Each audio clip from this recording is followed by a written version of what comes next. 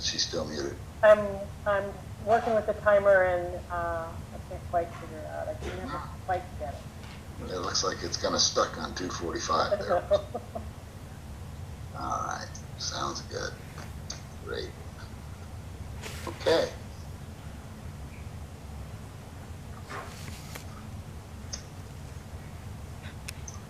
I'm ready if you are. Ready? Okay.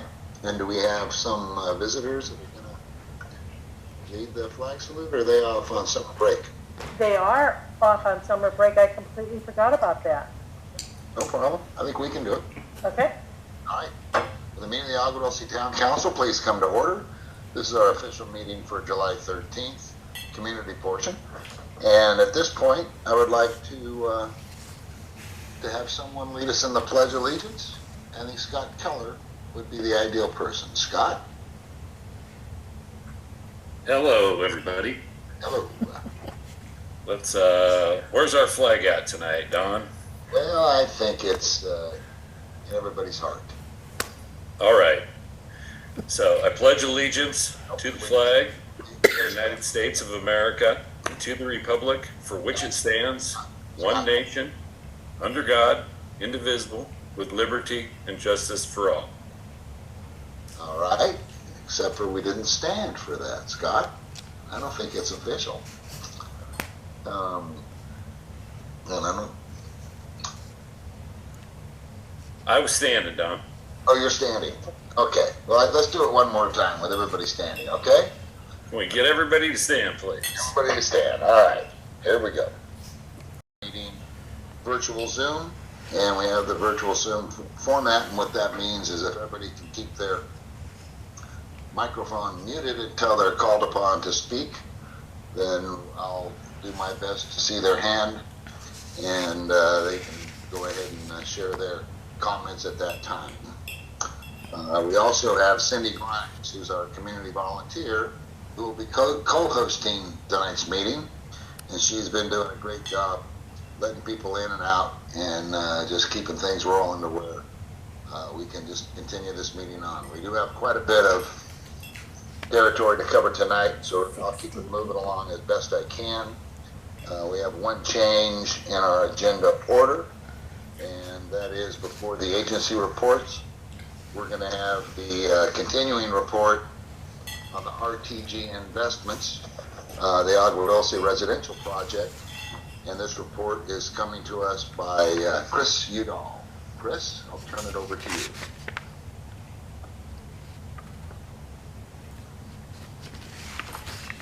Thank you, Don. Mary, can I share my screen, please? I think you should have permission to do that. Give it a try. Great. Okay. Hopefully everybody can see that. Yes. All right. So, first of all, just so everybody knows, we're bringing up this presentation in the agenda because at the request of LA County, because a number of their staff that are in attendance at today's meeting wanted to be able to do things sooner rather than later because they had other plans. So thank you very much to those LA County staff for attending. The agenda that I have is really to talk about the correspondence that we received this morning from Supervisor Varga in response to our letter from May, the progress we've made with Congressman Mike Garcia, Assemblyman Tom Lackey. I'm going to spend some time discussing some inconsistencies in the responses I've been getting from Public Works in response to various public records requests. And then we can have a chat about what the community thinks about it and also decide what we are going to do as a council as some next steps. And I believe as well that towards the end of the presentation, the county representatives may well step in and add some further commentary to this. So just to summarize, we did get a letter this morning from the supervisor's office in response to the letter that we sent in May. I'll cover that off in some detail later on.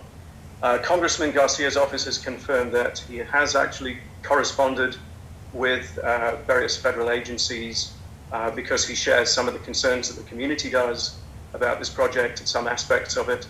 And there's been no further correspondence or confirmation from Assemblyman Lackey's office about the letter that we requested he send to the Regional Water Quality Control Board to follow up on the grievances that were filed after the February 10th meeting. So to start with, what I want to do is delve into the statements that have been made over the last couple of months, in particular by Public Works. As we discussed back in May, we got a letter from Supervisor Barger from the agencies at LA County, specifically Mark Pastrella, the head of Public Works, and Amy Bodak, the head of Regional Planning. And in that letter, it basically said, Phase 1 is a fully entitled project with approved infrastructure improvements, and these are all bonded to ensure construction. The developers received the permits and begun construction to install the water main along Sierra Highway, as we know, and the bonds that are in effect for the project are held with reputable non-Russian banks, and that the county follows all the federal and state guidelines requiring the bonds to be issued by financially acceptable institutions.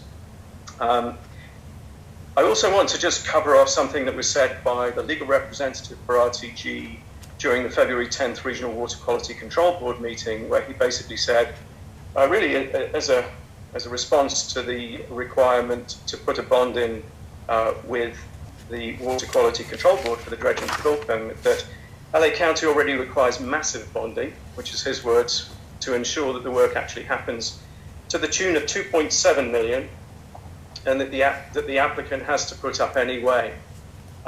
So I really want you to just ponder this slide, because this is what LA County told the supervisor and the council back in May this year. So as we discussed back in April, we received the copy of this draft letter of credit for the grading on the project from the Regional Water Quality Control Board.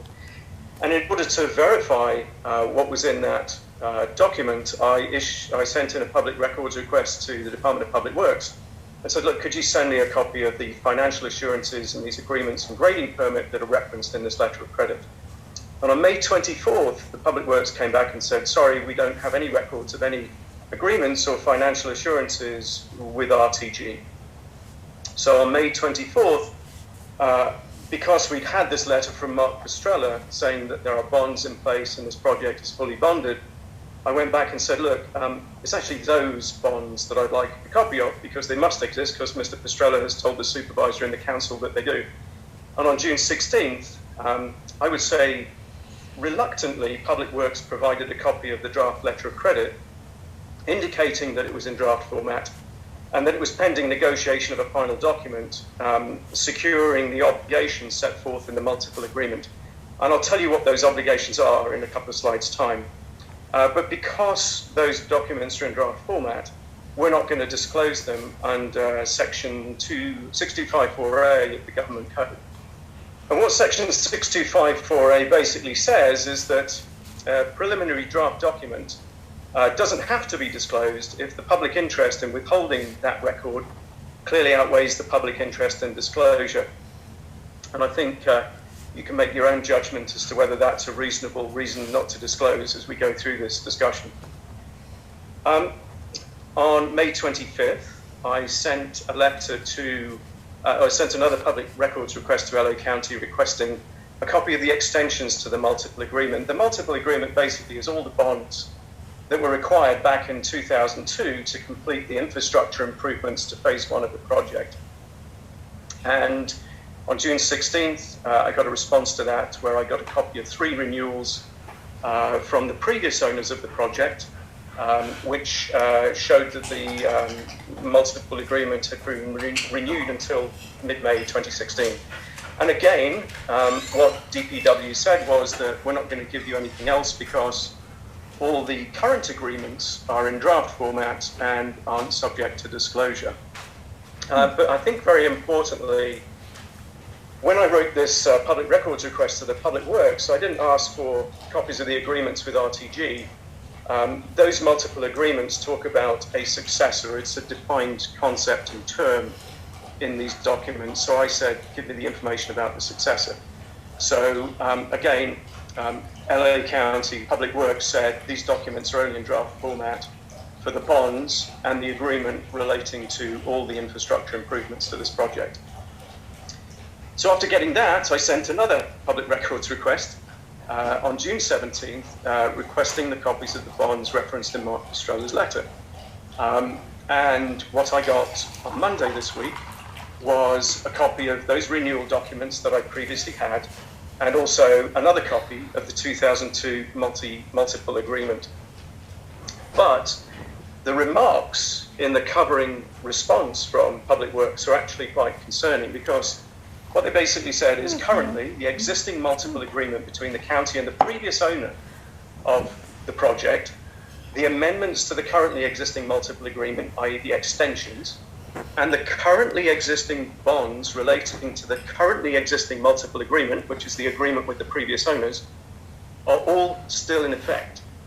And the county doesn't have a copy of the June 2021 multiple agreement extension letter extending the current multiple agreement. Now, I actually didn't ask for a copy of the 2021 multiple agreement extension letter. They volunteered this, and I find it surprising that they can pony up documents from 2002, 12, 13, and 15, but they can't find something that was signed about 12 months ago. Then I got a response yesterday to my request back in April for the letter of credit and the grading permit, and I got a copy of a grading permit, which is the 2002 one. That has the applicants are Sycand Engineering. It's a very large civil engineering company. It's had a lot of work that they've done locally here with the Skyline Ridge Ranch project. The contractor is Agri Construction, which we discussed in May, is the small company that was put together in 2020 so that I think that the construction could use the contractor's license of Mr. Gresham. The payer named in the grading permit is Adtc Investment in Glendale, and the permit actually allows the grading of about 1.9 million cubic yards of dirt, phase one. Now that 1.9 million, I have some concerns over. I really spent some time today looking at other aspects of this, but when you look at the approved planning documents from 1994, I think they talked about 2.4 million yards of grade and fill movement, and another 1 million of fine fill for the lots themselves. That had increased to 3.7 million, or 3.75 million by the time they'd added the waste recycling plant on phase two of the project in 2007. But phase one only has 68 homes, and I think is about 163 acres. Phase two has 247 homes on about 745 acres. So it does seem rather a large amount of grading for the initial phase of the project, particularly in view of the fact that there's a limitation in section 17 of the conditional use permit from 2007 that says that no grading can actually be permitted on the second phases of the project until that map is recorded. And certainly a few months ago, the map was contingent on the production of a suitable plan for the sewage treatment plant, and the developer's attorney said in February that that was a long, long way up. That grading permit is accompanied by a letter of credit, which is identical to the draft that we received, except the date is July 11th. It's from a company called Vinette Trading Company, who have indicated they're the holding company of Adtc Investment. Vinette Trading Company is based in Cyprus, and they're using funds to guarantee this from a Swiss bank account in Zurich. Now, before I get into the detail of the next stage, I really want to get everybody on the same page of sort of what is a bond 101. If I went around the table and asked the 6 members of the council who are here right now, we'd probably get 6 answers to what a bond actually is. And in the context of this project, a bond is essentially, it's an insurance policy that protects against disruption and financial losses due to the contractor's failure to complete the project or failure to actually undertake the project to specification or as required in the permits. And there are typically 3 people who are involved in a bond: the obligee, who is the person who benefits from the bond if everything goes south, and that's in this case the government agency; the principals, which are either the contractor or the developer, who are actually responsible for doing the work; and the guarantor, which is an independent financial company. It can be a specialist bond company or an insurance company, and they put the bond up on behalf of the principals in favor of the obligee. And bonds typically have 2 components. They protect against the job not being finished or the job being done in a way that's substandard, and that's the performance aspect of the bond. And then there's a second component to it, which is for the materials and the labor, because if somebody's subcontracting in California and they don't get paid, they have a right to lien the materials and the labor that they've done. And clearly, if you're an agency like the county and a private entity is putting in stormwater or sewage treatment that you're going to adopt, you don't want to find when you're trying to adopt it that there's a series of unpaid bills for the work that's being done. And the agreement, this multi-agreement that was put in place in 2002 was between a company called Woodridge LLC, which was Nick Kasulis's LLC for this project, and Brandenburg Aguadulce LLC, which is Lee Brandenburg's LLC, because they were partners. And the goal was to ensure that phase one was constructed properly so that LA County could subsequently adopt it. So a picture speaks 1,000 words, and hopefully this will give you some idea of what we've got. At the very bottom of the project, the page here, you've got the project itself, and those bonds cover things like roads, sewers, water mains. Above that, you have specialist subcontractors who do excavation, grading, all those sorts of things. Above that, you have the developer or the principals who are responsible for the project. To the left of that, you have the guarantor or the surety company who issues the bonds. They're going to do some due diligence on the developer before they do that. And then on the right-hand side, you have the county agency who benefits from this only if stuff goes sideways. And the surety company guarantees that materials will be paid for, labor will be paid for, and that allows the county to step in if the developer or the subcontractors fail for whatever reason to make sure that payments are made, so that ultimately they can adopt the project's infrastructure from the developer. And then it becomes part of the county's infrastructure that they provide to the community.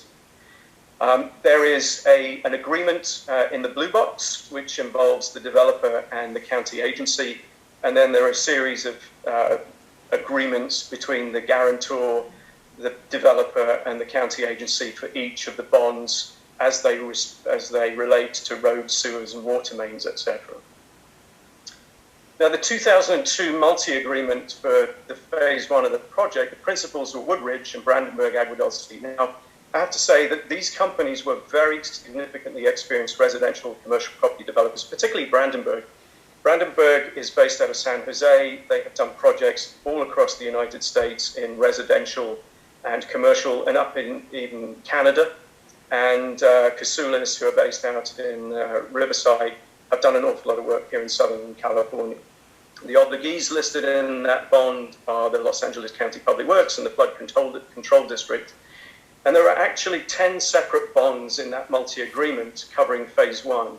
And the total value of the bonds in 2002 dollars was $11.9 million, of which about $8 million was for the water system improvements, 1.5 was for the road improvements, 2.5 approximately was for storm drain, and then a tiny amount for surveying monumentation.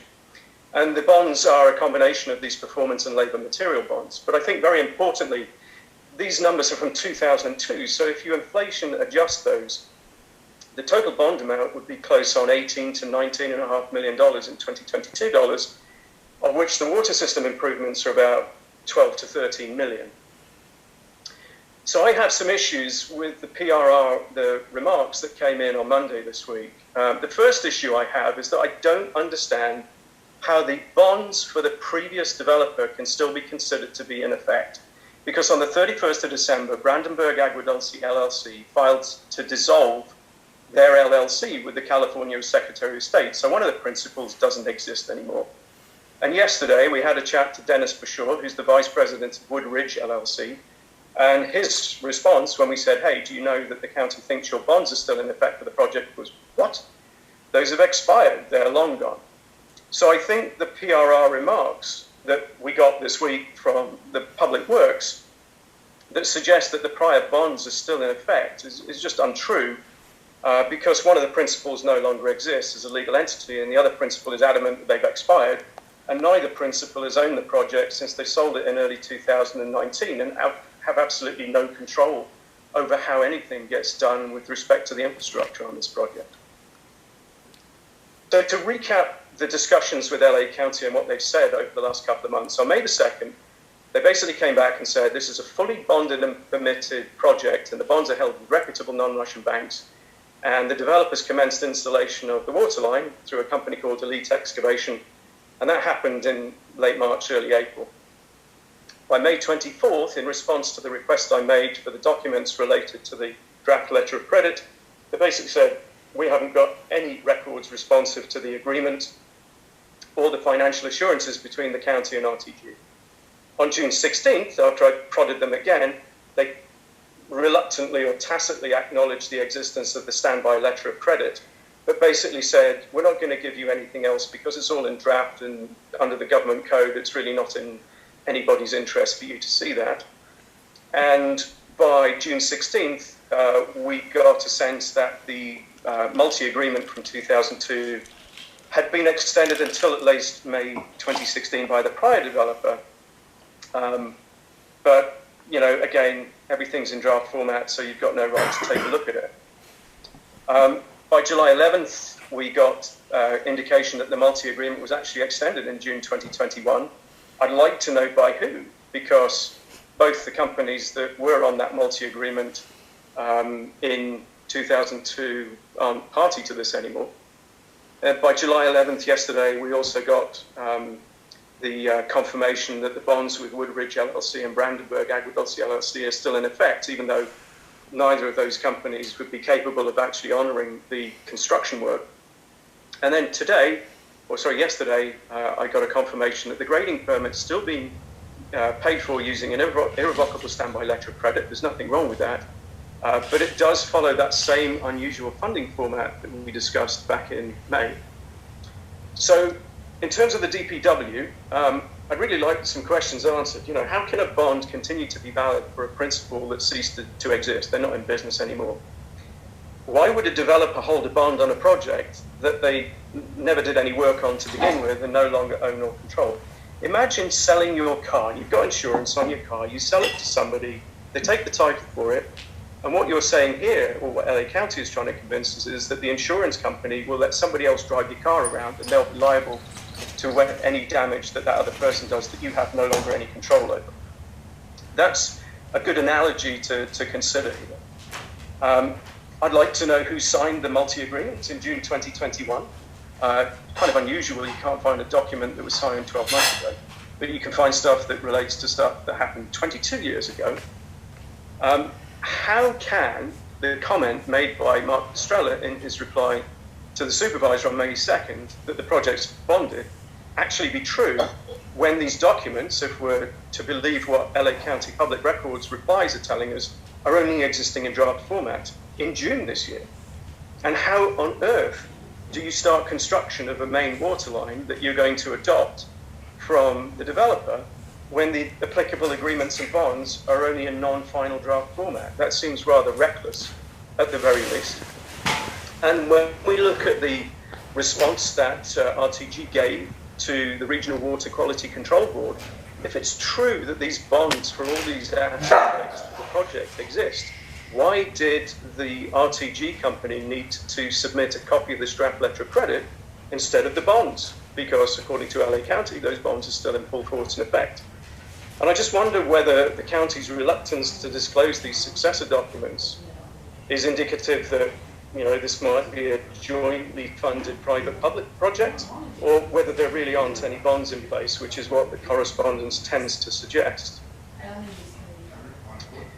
So moving on to Supervisor Varga's response to us today, this morning, I want to really just paraphrase the content of the letter. It's a 2-page letter with some further correspondence on the back from the different agencies, and I'm going to deal with some of the more significant components there. So what Supervisor Varga is saying is, look, thank you very much. These points are very important to us. I have asked the agencies to go and look at this, and here's the reply. And basically saying that the agencies aren't aware of any evidence that any party involved with or related to RTG, or their partners or subsidiaries, or their banks providing letters of credit for the development, are prohibited by state, local, or federal law from entering into transactions with Los Angeles County. And the appropriate county departments, with respect to the topic that we discussed at the last meeting, which was this dispute that seems to be arising between Ken Estes and RTG over the tap lines that are supposed to be going into that 20-inch main, which are contingent on a grading easement, which has a fairly fundamental impact on the phase 1 recorded map if Mr. Estes were to walk away from it. That's simply a civil private matter, and that RTG and Mr. Estes can approach District 37 and require a permit, further improvements to the water main to let those taps be put in. And then finally, Supervisor confirmed that the grading permit has been issued for phase 1, which we discussed according to the final map. So I think with respect to the agency comments, and this is the couple of pages on the back where they've dealt with some of the specific issues we raised. The first issue that the agencies responded to was the link between RTG Investment, which is the California company, and Rutsog Invest, which is the parent company based in Moscow. And their comment is, with respect to the potential connection of RTG to Rutsog Invest, we examined records from the California Secretary of State and found no connection between the two entities. Well, duh. RTG Investment in California is registered as a foreign corporation. It is a foreign corporation from a Wyoming company, and we provided all this information in the letter to the supervisor back in May. And what the letter of credit shows is that that Wyoming company is actually owned, it's a wholly owned subsidiary of the Cyprus company, which is Vinet Trading Company. And here's why we would dispute this comment. So, this is Mr. Gregorian. He is the owner of Rutsog Invest. He is also the owner, the CEO of RTG Investment. And he's the person who's named on the dredge and fill permit that was submitted to the Regional Water Quality Control Board. Now, over the course of the last couple of weeks, RTG has done something quite interesting. They password protected their website in Russia. So now when you go to RTG or rutsog.ru, it says put a password in. Luckily, there is this thing called the Wayback Machine, which is the Internet Archive, and it's a series of spider bots that go around the internet, visit websites, and then just download the content. So off I went to the webarchive.org website and managed to pick up this, which is an excerpt of RTG's page from April this year, and you can see Mr. Gregorian pictured there. Here's a screenshot of the RTG Invest website. This is for the Wyoming and California company. It's in the About Us section. This was captured today, and as you can see, Mr. Rubin Gregorian is pictured there and talks about a number of his achievements, including the St. Regis Moscow Nikolskaya project. The link is there if you want to go and look at it. I then went, because RTG has done a makeover of their US website, to the Internet Wayback Machine again. This is a June 2019 screenshot of their page, and as you can see, it's got a quote from Rubin Gregorian on it, the president of the company. It shows their US address in Glendale, and then it shows their address in Moscow, Russia below that. So I think we would strongly dispute that there's any connection at all between RTG Investment in the US and Rutsog in Moscow. Finally, I did what LA County appeared to have had real trouble doing. I went to the Secretary of State's website and I grabbed one of 3 documents that are there for RTG Investment. This is the first statement of information that they filed in December of 2018 after they formed the company. And you can see very clearly here in section 5, it says that the manager is Mr. Rubin Gregorian. So I think I would dispute that there is no connection between the US and the Russians here. The second agency comment that was made in the letter was that was regarding Russia's sanctions. And the county said, you know, we don't have the ability, records or resources to investigate relations between the developer and non-United States entities. Even if the county were able to confirm, which the county wasn't able to, because obviously they don't understand how to use Google, from the records available to it that RTG is related to Russian entities or persons, such a connection alone would not be a legally recognized basis to denying RTG its vested development rights. I don't think we, as a community or as a council, are disputing that. However, if RTG or any entities to which it may be related are identified on a list of banned persons, the county would have to examine what effect the ban would have on RTG's development rights.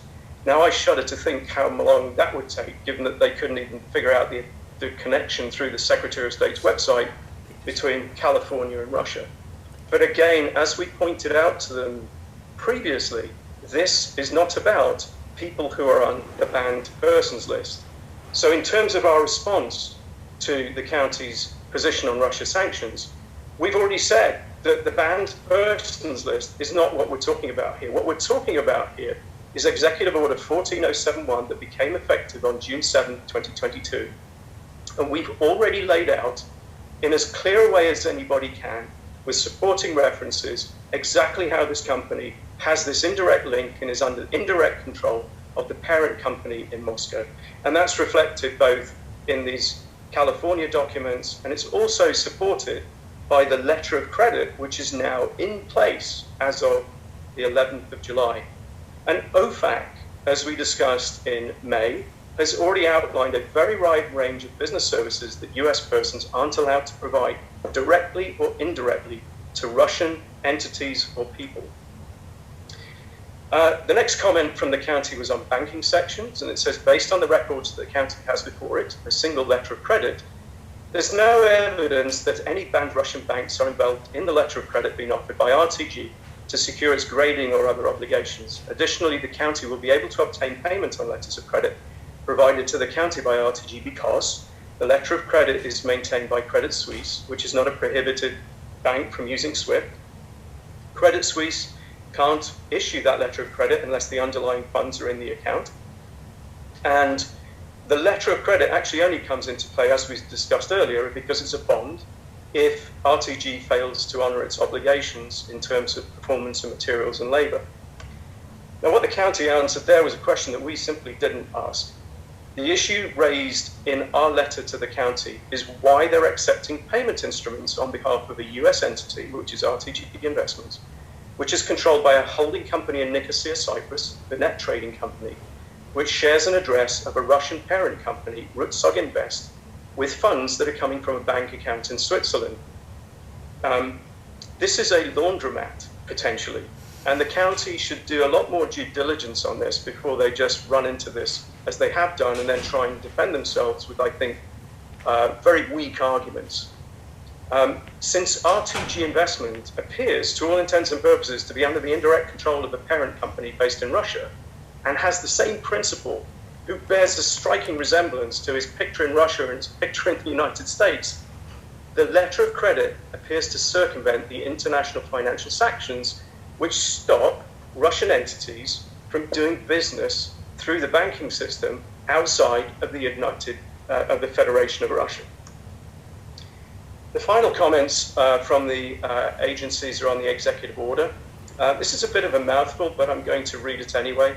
The presidential executive orders ban categories of transactions such as the provision of accounting services, trust and corporate formation services, and management consulting services by any US person or entity to a Russian entity or individual.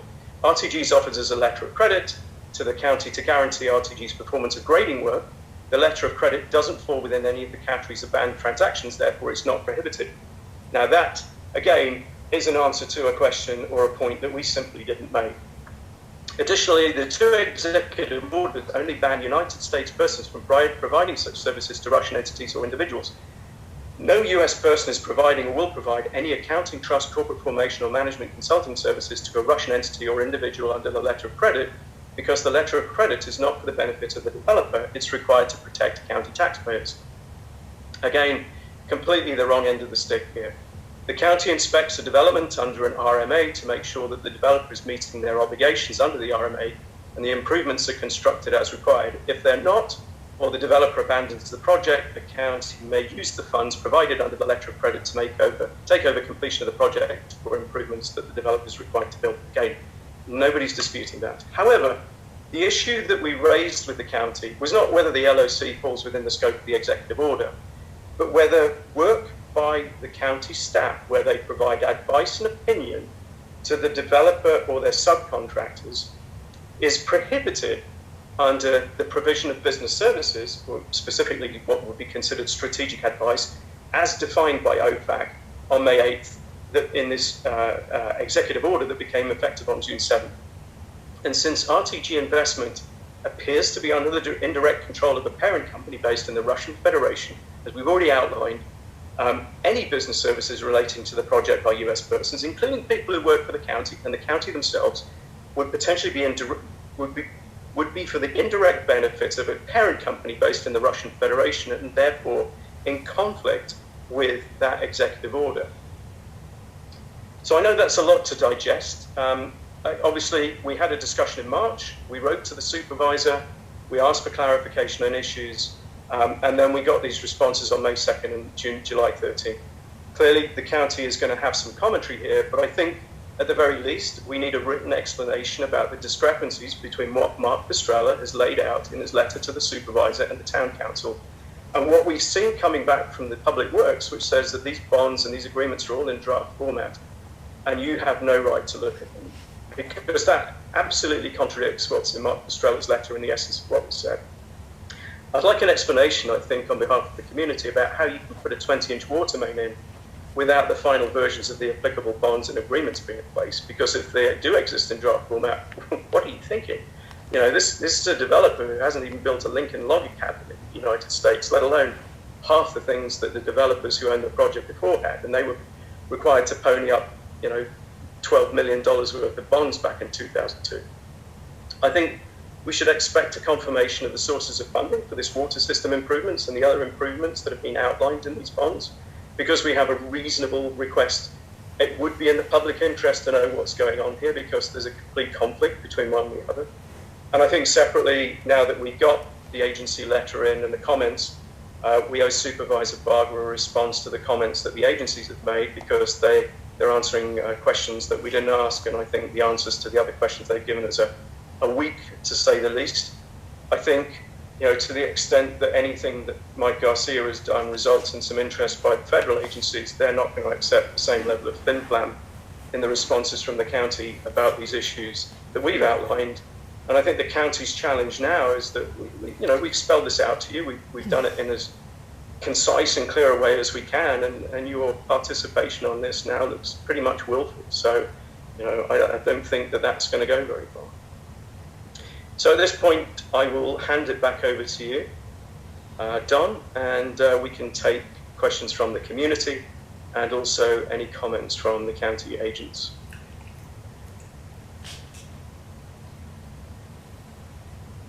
Thank you, Chris. I'm waiting for the screen to clear there. Okay, thank you very much, Chris, for a thorough investigation. And I think tonight we're blessed with the fact that the county staff is here. And before we go to the question from the community here, I'd like to hear a response from the county staff as to the questions that you're raising. If there's someone there that's... Hi, Don. It's Stephanie. Chris, I certainly am not the technical expert, but I do want to acknowledge the time and detail and commitment that you've put into this presentation. I thank you.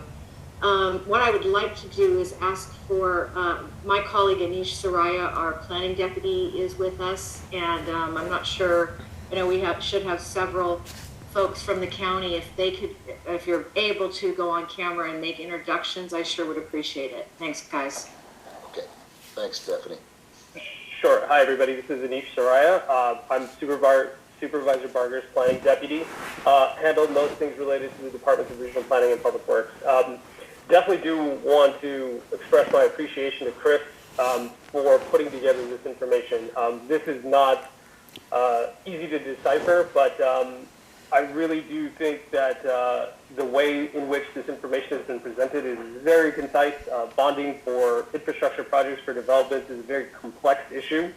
But with that, I think, Chris, if you're able to, is there a way for you to maybe leave up those questions? I know there were a lot of things that you had stated throughout the presentation, but I believe there were some next steps identified in that last slide. And so maybe we can ask the department staff that are here to maybe take a crack at answering those questions, so that way we can all just look at the same information as they respond. So With that, I'll turn it over to the Department of Public Works. I believe we should have multiple staff on the meeting, so maybe if you guys can each turn on video and just sort of unmute yourselves, we can kind of get some answers to the questions that the town council has proposed.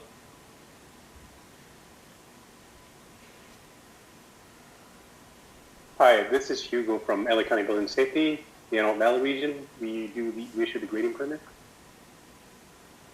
Great to have you here. Thank you. Thank you. Good evening, Jose Suarez with LA County Public Works, Land Development Division.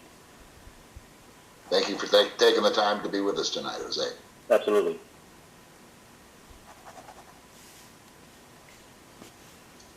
And Araceli, I don't know if Araceli's on.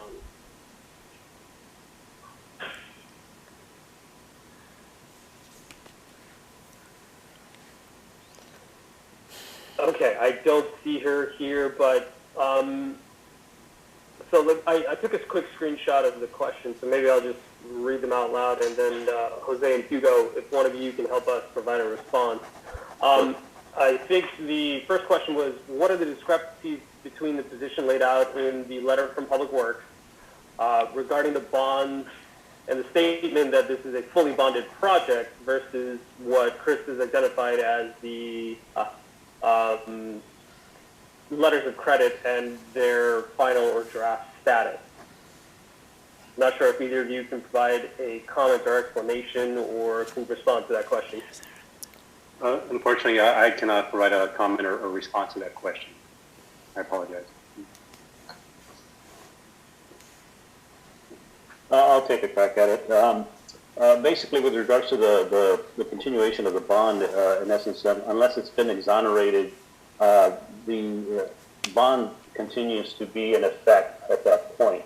So I believe that's basically, in essence, what the first one is addressing on that part. Why would the developer Come on, Don. hold the bond on the project they never did, and work, I mean, no longer owns the control? That is something, again, it's basically something that's never been requested from the developer, the previous owner on that part, to have that exonerated. Obviously, they did not have the improvements completed to do so, and it's just basically, you know, been sitting there per se, you know, all this time. With regards to the principal extended. So for that third bullet, Jose, I think the question that Chris had brought up was why do we not have a written agreement or document that memorializes the extension of that agreement? That part, unfortunately, I don't know the reason why it was unable to be located per se, but I know there's a current multi-agreement, I believe, that's being currently worked on. Okay. Basically, from the old, you know, to basically switch from the old developer to them.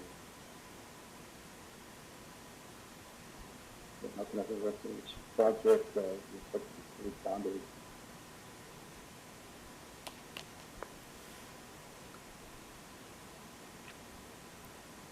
Yeah, again, the bonds are basically still existent for the fourth bullet. So again, they have not been, since nothing has been completed as far as the improvements are concerned, so there hasn't been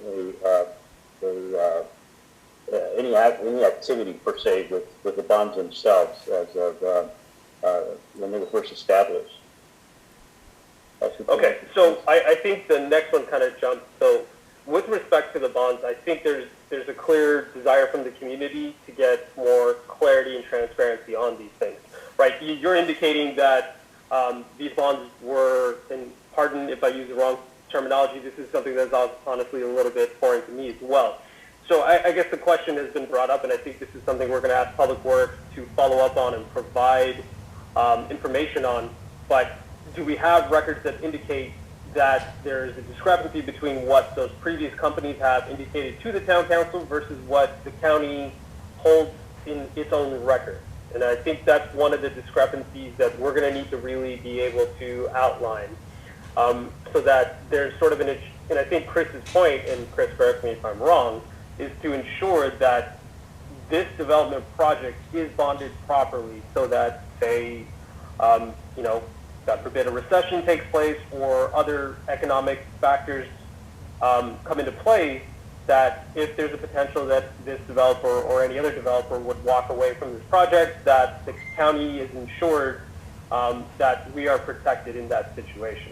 So I think more than anything, and again, Chris, I don't mean to put words in your mouth, but I think that's ultimately what I think you're trying to get at is how are we ensuring that appropriate bonds are in place to ensure that this infrastructure is not left half-built or half-constructed.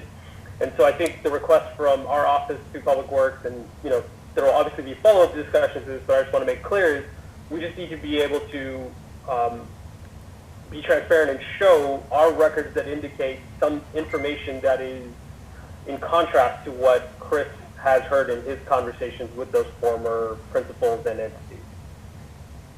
Well, I would just be even clearer on that, Anish. I don't believe there are bonds that cover the water system, the road system, and the stormwater sewers at present. I don't believe there can be, and certainly the principals who previously owned the project in 2019 don't believe there are any. In fact, one of the principals doesn't even exist as a business anymore. And to the extent that something went sideways with the water system right now that's being installed, and you had a desire to take recourse on the contractor, you wouldn't have a bond. And the bond company would just say, well, that's great, but you know, it's not Woodbridge and it's not Brandenburg Agua Dulce LLC, so you know, you're on your own.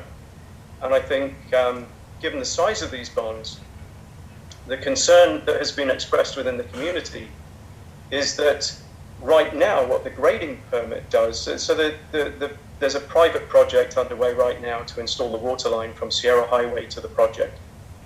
And I believe the water line itself has been upsized from what was originally spec'd in 1994 and 2007, and it was spec'd that way to, as quoted in the planning documents, to limit the growth-inducing potential of the project, but that has been increased. The water storage tanks are bigger than were originally sized and spec'd in 1994 and 2007.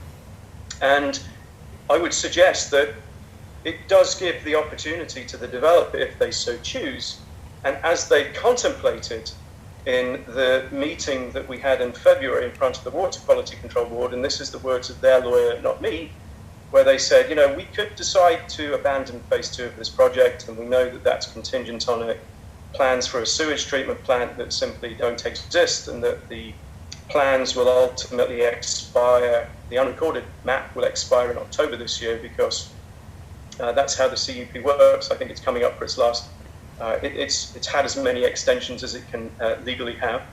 And they could simply just turn around and flip the project with a main water line on it, and you know, good luck. So sure. So if I may, away from all these improvements that they're obligated to make, along with the main water line.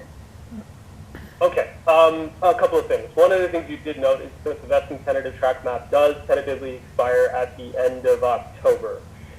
Generally speaking, we've seen an indication, and I'll ask regional planning to speak up. Well, I think we've heard regional planning has indicated that the developer has discussed an extension for that map.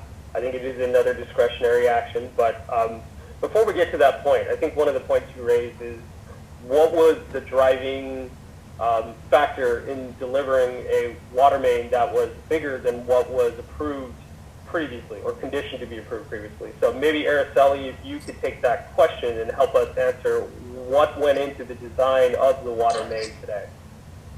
Yes, when we looked at it recently, we did look at the hydraulics of the system, and it was actually necessary to, you know, keep the pressure up and, you know, make it to the project site. So we did have to go back and review. We didn't have all the hydraulic information that was done in the past, but the new analysis basically showed that with a 12-inch water main, the pressure wasn't high enough,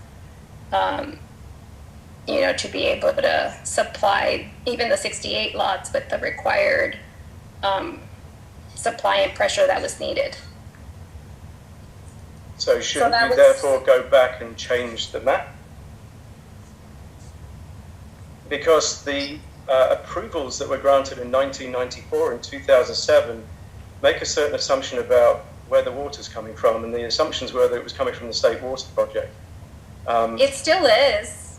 I mean, But- the supply remains the same. It's just the larger size helps with the pressure. Yeah, I don't believe that water pressures have changed dramatically between 1994 and 2022. I don't think that's a suitable argument for why this has been upsized. To be fair, I think the point she was making is that there was additional hydraulic data available that led them to a more complete design of the project, right? So, Araceli, can you talk about what level of review plans go through at the tentative map level and final map level versus what you see in actual design plans? Right. So there was some hydraulic analysis done, but it was very different. I think there have been some requests, and I've seen the analysis. It involved many other developments, and so now when we look at this particular phase, we're not including all those other ones that were looked at in the past, and so basically we're running a full analysis. There's a hydraulic model that's involved. The developer does their analysis. We review it in detail. So I think in terms of the tentative map stage, you go through a similar process, but at the final design, you're confirming. And so, if I may ask a clarifying question, the design of this system, the 20-inch water main, that design is indicative, and please correct me if I'm wrong, of the water demand for phase 1 of this project or phase 1 and phase 2 of this project? The size can accommodate both phases. Okay. So, I mean, you're definitely considering that the other one will be necessary, but it's also needed even just for phase 1 because of the pressure situation. So Anish, if I can just explain what the community's concern is here.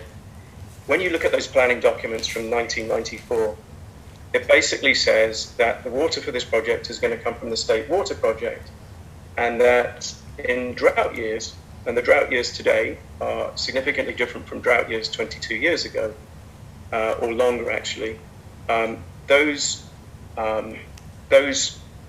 water supplies are going to be supplemented by additional wells implanted into the Acton Aguadulce groundwater basin. So the community is looking at this saying, well, your planning documents say that you can add new wells to this to supplement what's not available anymore from the state water project in drought years. And I think there's a genuine concern because so many residents in Acton and Aguadulce rely on private water wells for their water for their homes, that this project and this pipeline will not only put an additional strain on the groundwater basin, but potentially the groundwater, the pipeline itself could end up down in Santa Clarita, offsetting water requirements that the Santa Clarita City Council can't obtain because they don't get more water from the state water project like everyone else, and their wells continue to be tainted with perchlorates, and they're having to switch them off while they get all that figured out and fixed. Chris, with all due respect, I don't see that as being a remotely feasible scenario.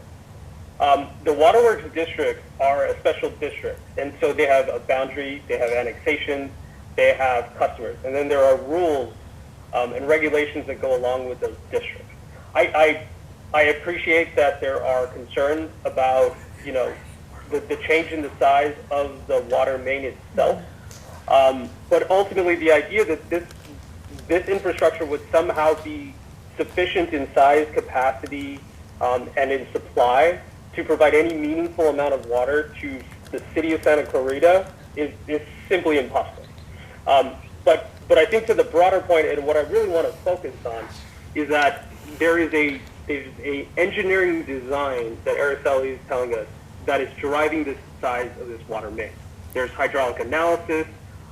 So I would be very clear that I do not see any way, in any scenario, in which the Waterworks District, which are represented by the County Board of Supervisors, have any plans to extend this water main anywhere beyond what is conditioned by the development agreement and the final map. Anish, if I may just add to that comment, if you look at the Santa Clarita City website, you'll see a map which is for this One Valley, One Vision concept that they have. And essentially, once they've built out around Castaic and the Highway 126 Six Flags area, this finger of land between the two national forests that comes up the 14 freeway that borders Agua Dulce and Acton. Agua Dulce is part of Santa Clarita's One Valley, One Vision plan. So I think it's not beyond the bounds of incomprehensibility that Agua Dulce may end up annexed into that Santa Clarita One Valley, One Vision map, and then this water pipe becomes hugely problematic for a number of reasons. Well, again, going back to One Valley, One Vision, that was a joint planning document, right? So the county partnered with the city to say that there is a pattern of growth coming into the region. But anything related to land use is independent and driven entirely by the county board, and definitely by Supervisor Barker. I can't speak to future annexations. I know that the city has done a lot of annexations. Those annexations have mostly and almost entirely been focused on the west side of the valley. There have been some annexations closer to Agua Dulce, but I think this is a lot of speculation. I can only tell you what Supervisor Barger feels, and Supervisor Barger understands that this is a project that was approved back in 2007. It has a final map that has been recorded. The developer has certain rights to construct it. That is the extent of where this project will go. And that is, I feel confident speaking on behalf of Supervisor Barger that is all that is all our office is aware of, and that is the extent of where this water line is going to go. Okay, next question. Chris, do you want to ask something? No, I mean, I think that we should throw it out to the community, or if there are further comments from the agency staff, we should let them have the floor, and then there seems to be, I can't see because I'm screen sharing at the moment, but there seems to be about 25 comments in the chat that Cindy might be able to corral into some sort of questions that we can pose. Sure, I've been sort of keeping track of them. One of the questions that keeps coming up in Araceli, maybe you can help answer this. Where is the water coming from that will supply the water for this first phase of the development? The first and the second phase, as we know it today.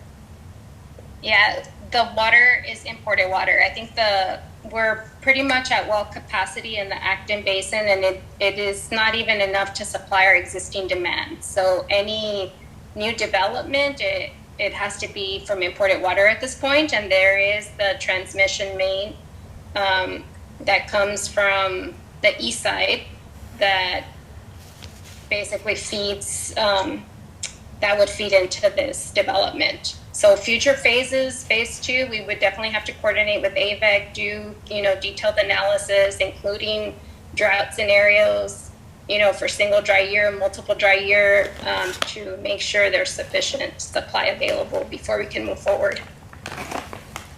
Okay, thank you.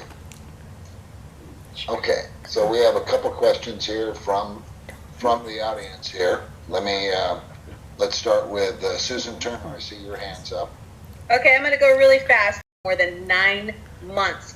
Everything that Chris presented here today, you and I have corresponded via email, which puts the county and all your entities on notice that it is allegedly possible that you guys are participating in a money laundering scheme with Rostock, Vinette, Cyprus through Moscow. Now, not only have I proved to you with emails from the county offices of the Fish and Game that the money was transferred from a Russian bank last year before the war started, okay? But now, since all of these sanctions are in place, you were put on notice back in 9, 10, 12 months ago when you got your first email from me, way before Chris was even involved. And I kind of went away. My questions is this. first of all, why would you let a $2.2 million bond fund this entire project when the original bond was 11.9 and due to the cost of living should be 17 million right now? Why would you let a project this big go forward on a 2.2 million bond? Sure. So I'll be very honest, Ms. Turner. I'm going to try to focus on facts and the information that's presented before us. I'm not going to respond to any assertions that I don't feel are factual or reasonable. But with respect to the question about the project moving forward with the bond at 2.27 million, I'm going to ask Jose to answer that question for us.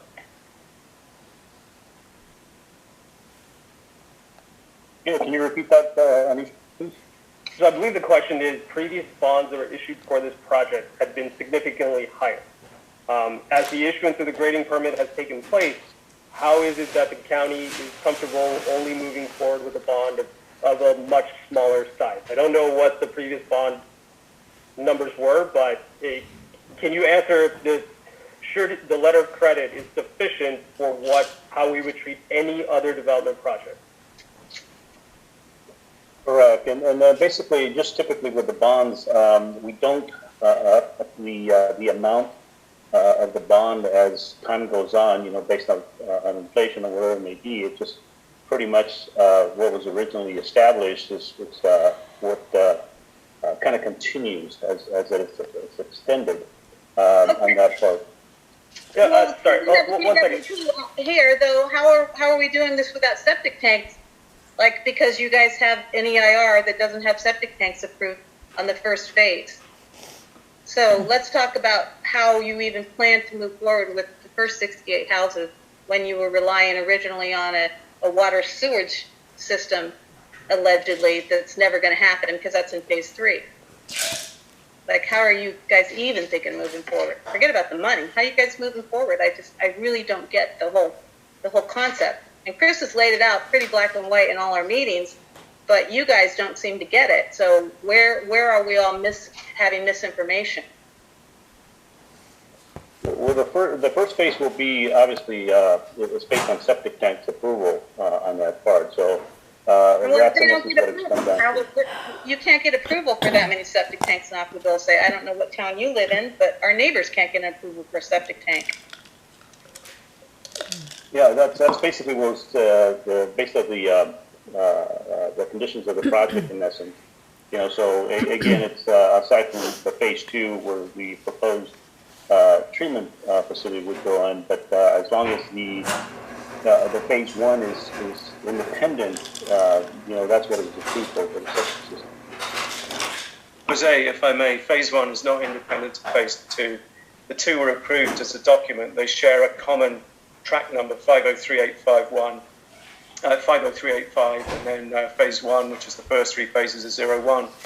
And there's actually a letter on page 77 of the planning documents that were approved in 2007 from Public Health, and it says basically sewage disposal will be provided through the public sewer and wastewater facility as proposed. Every single document in 2007 said that the sewage treatment plant was going to be used instead of septic systems. So while the tract map didn't change because the sewer lines were going to be put in to begin with, dry sewers as required in 1994, the entitlement did change, and the entitlement is across the entire project. You can't split it out. It doesn't say the public health letter from January 9th, 2007 doesn't refer to 5038501. It refers to 50385, the entire tract. So this notion that there is an entitlement, despite what was recorded and never built, that you can build phase 1 with septic systems, is completely misguided. It's completely against what was in the planning documents. It's completely against what was said to the community to get their support. And it's one of the intrinsic reasons why this council withdrew its support for this project 3 or 4 weeks ago in a letter to regional planning, because you are not honouring what's in these registered and approved planning documents. And it would be piecemealing, which is in violation of LA County.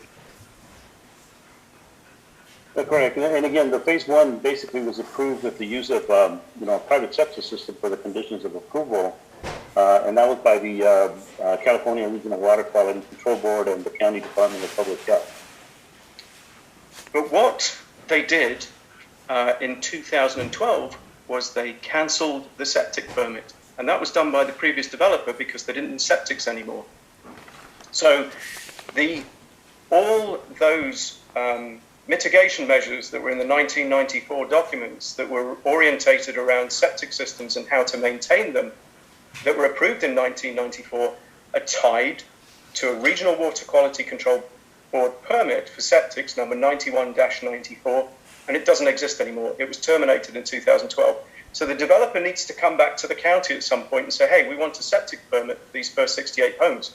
And because of what was approved in 2007 regarding the entitlement of the entire project, you have no right to grant it to them, even though they recorded it, because the entitlement across the entire project was changed in 2007 to one where the sewage treatment plant in phase 2 was going to be used instead of septics. And that's what's in the planning documents, the pre-draft documents, the ones that went out to the community for comment, the comments that were made by the developers to the community that elicited the support, and it's reflected in the final approved planning documents. So public health, you can grade and build everything you want.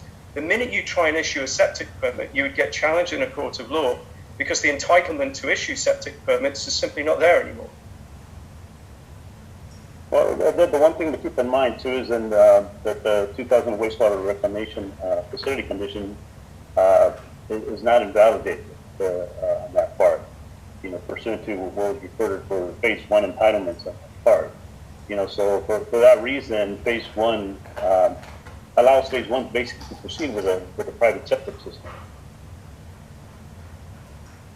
I would contend that when you use the word of instead of in a planning document and you say, I'm going to build this with an on-site wastewater treatment plant instead of on-site septics and an off-site wastewater treatment plant, it doesn't mean I'm going to build this location with an on-site wastewater treatment plant and septics. So you can't transpose. There's no thesaurus on the face of the planet that will have you see the translation of as instead of being as well as. It's mutually exclusive. They're not inclusive. And I think there's a significant problem here. And the community has... Absolutely, and I think we've sort of reached a stalemate on this particular point. I think we're going to ask the department to go back and evaluate the conditions of approval for the project, and make sure they can provide a more substantive response as to how the first phase could proceed with septic based on their interpretations of the conditions. I just don't want us to have to... Can we put a stay on this project until you guys get back with us? Because it's taken you 10 months to get back with us, Anish. This has been a long time waiting. So we need to put a stay on the project and stay on everything until you guys can get back with us. You can't just leave this open-ended for these people to just desecrate the side of the entire mountainside and take down hilltops, to abandon it like they have done on every other project they've worked on outside of the United States. I'm pretty sure there's been a level of correspondence that's gone back and forth, especially with the town council, and so I appreciate the urgency of getting those responses to you, and we're going to make sure that the department put those together and get them over to the town council as quickly as possible. One thing I'd like to say is that we're going back a few years, but the developer, the developer's representative, Dennis Bashore, visited the Agua Dulce Town Council seeking the support of the Agua Dulce Town Council. One of our major concerns was obviously water, well water, and also septic systems. We were concerned about the pollutants that may come from that many septic systems in that close of an area. We were assured by Mr. Bashore that they were not going to put in septics. And so because of that, that was one of the reasons why we weren't, even though we weren't in favor of the project, we understood that he was trying to make it to where that would satisfy some of the community's concerns. And so he definitely said that they were not going to have septics. And so for now, for the new person who owns a property to be allowed to put in these septics, it goes against what was told of the community. So that's one concern, and I believe that was the reason. Mary, correct me if I'm wrong, but that was the reason why we withdrew our support, is because our support was based on facts that have changed in the course of time. Yeah, I would completely agree, and that's kind of the crux of where this all started, was the fact that the documents that we look at with the 2007 supplemental EIR definitely indicate the wastewater treatment plant is, instead of septic, and it's really very clear in numerous areas of the document. And then when we find out that in 2012 that the septic permit had been canceled, it further solidified that we were on the right path.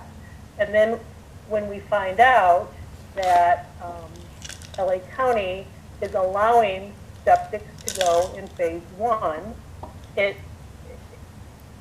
that's where you have really struck a chord here, is that we are not in agreement with you with that fact.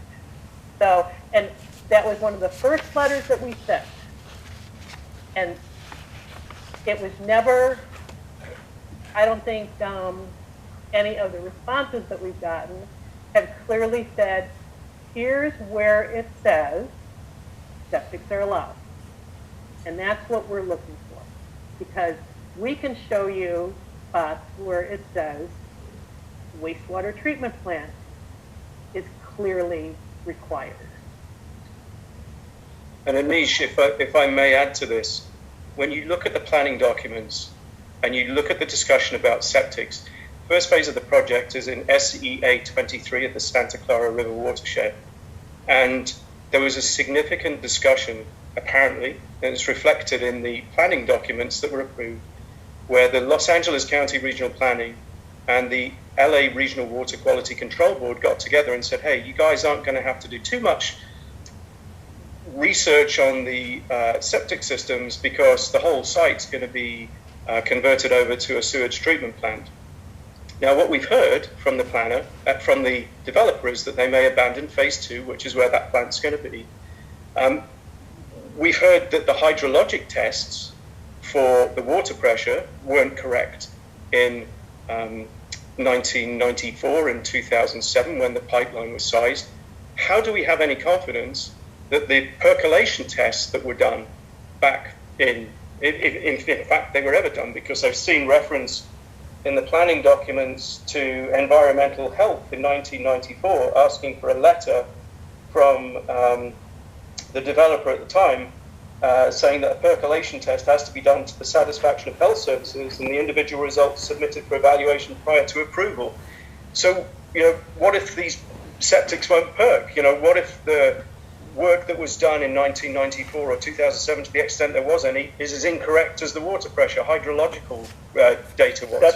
That's a great question, and I'm going to turn that over to Jose. But just like with the hydraulic design that went into the sizing of the water main, that is a standard requirement from the departments that oversee that specific issue to ensure that the design of the current facilities are in line with the requirements that we would need to meet. But Jose, if you could maybe chime in on that. Correct. I mean, that's all based on studies basically that are provided, when it comes to the review of all these facilities. It's obviously, based on what information is provided and supporting information to, what's being proposed, so upon, county standards, following county standards, ensuring that that's followed and complied with, is based on what our approvals are done by. Yeah, but Jose, I guess my question to you is that just like with the sizing of the water main, we're speaking for public health, but largely speaking, as the approvals for various infrastructure goes in, the county will require updated tests and studies and whatever the specific requirement is for that infrastructure at the time of the design of the infrastructure before it is allowed to be constructed, correct? Correct. That's correct. So with respect to what may have been submitted in 1994, 2007, they will be required to provide proof of existing percolation tests and all of the other requirements that go into the design of a septic system. Again, I'm loosely paraphrasing for public health because they are not here, but that is the standard process for the delivery of actual infrastructure in the ground. And Anish, if I can just take you up on one more thing, I really do not think it's a reasonable position for the county to take that the dispute between Mr. Estes and the developer is just merely a civil matter. If Mr. Estes and the developer cannot resolve this, there is an easement, a grading easement that's intrinsic to the stormwater drainage of phase 1, which will be rescinded and no longer exist. And therefore, it will be impossible for the developer to deliver the stormwater catchment basin requirements as approved in the 1994 and 2007 documents. So this is something that the county should be concerned about because, you know, you're running the position of allowing all this grading to happen, 1.9 million cubic yards of it by the permit. And you may reach a point where Mr. Estes walks away from this and the first phase of the project has been graded, but the required stormwater catchment basin has to be changed and the whole plan has to be resubmitted for an environmental report. Well, again, I don't want to overstep, so maybe Jose, can you take that question, right? What happens ultimately if there is no resolution and they don't have the easements for supporting infrastructure that were required as part of the conditions of the development?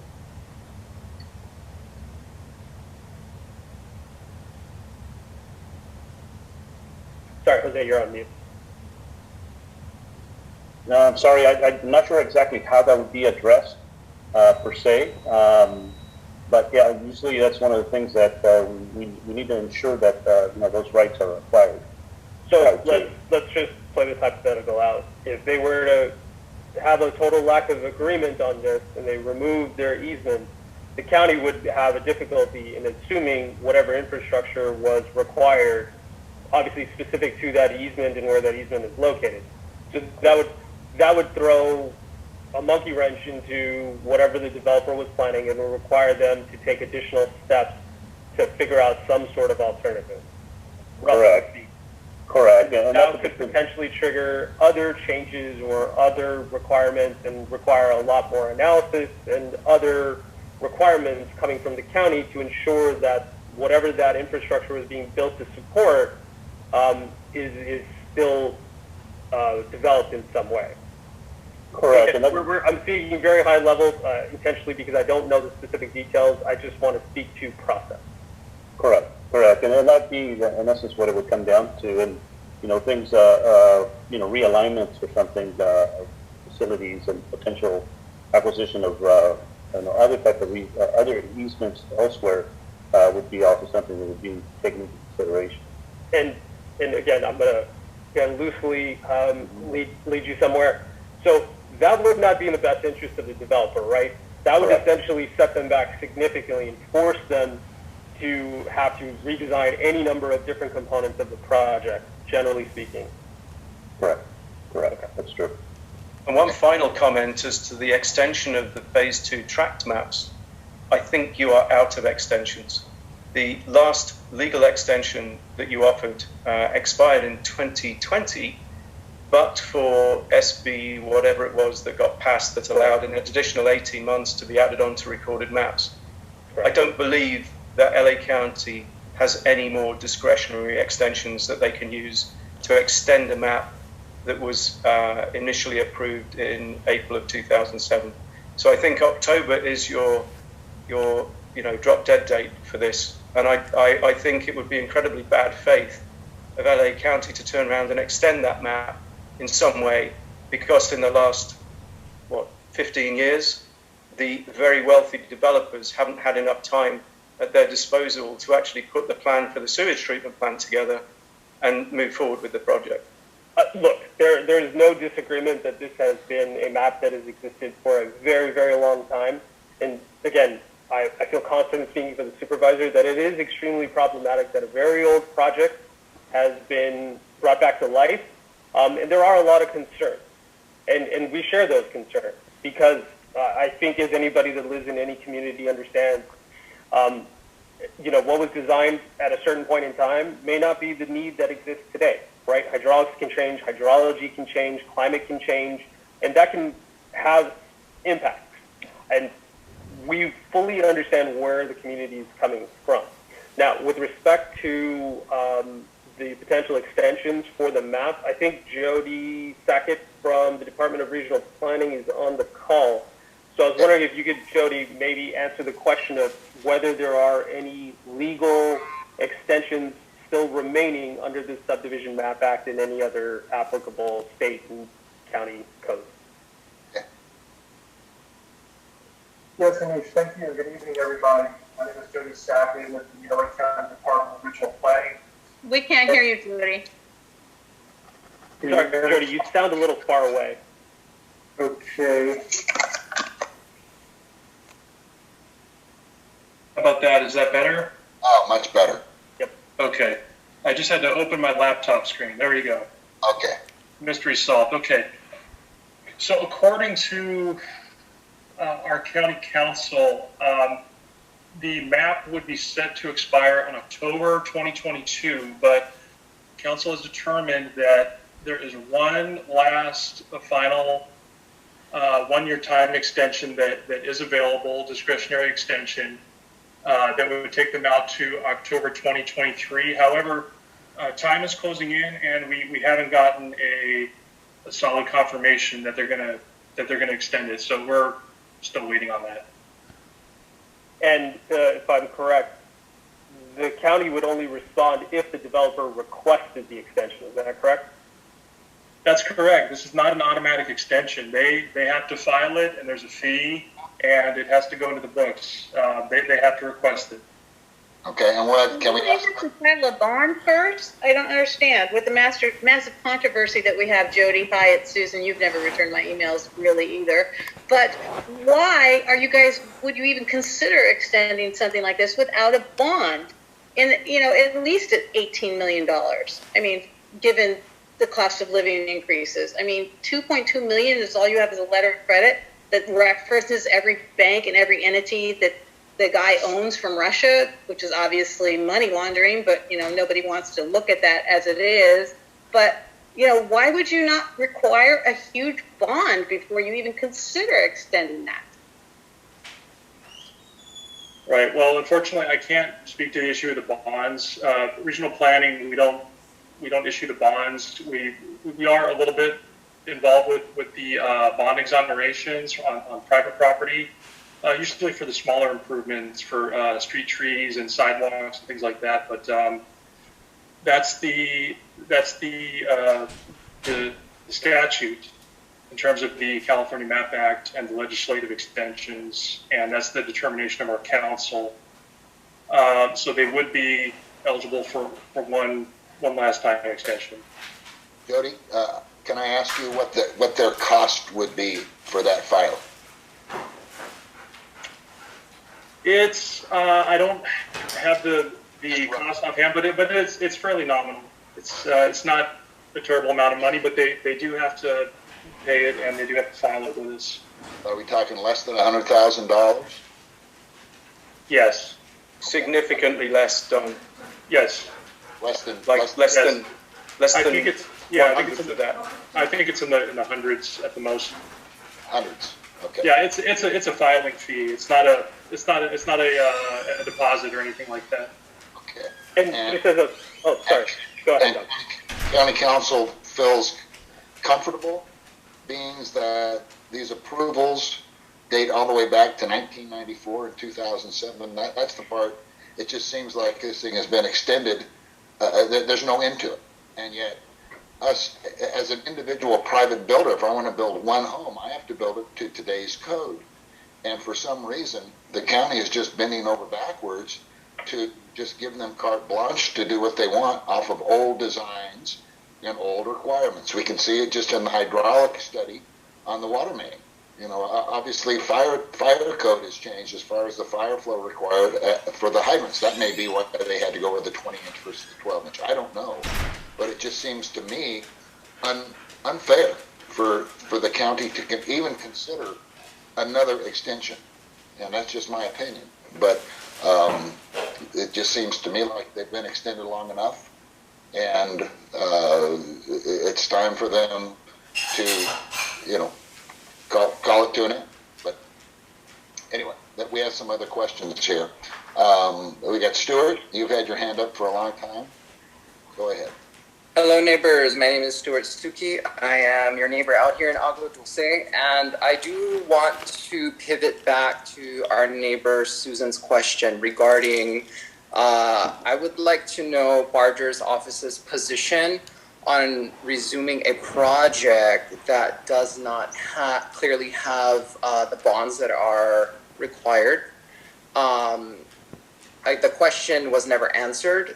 I believe, and I don't want to speak for Susan, but I believe her question was whether there will be a stay of this activity until these questions are answered. And my next question is to the body, to our community.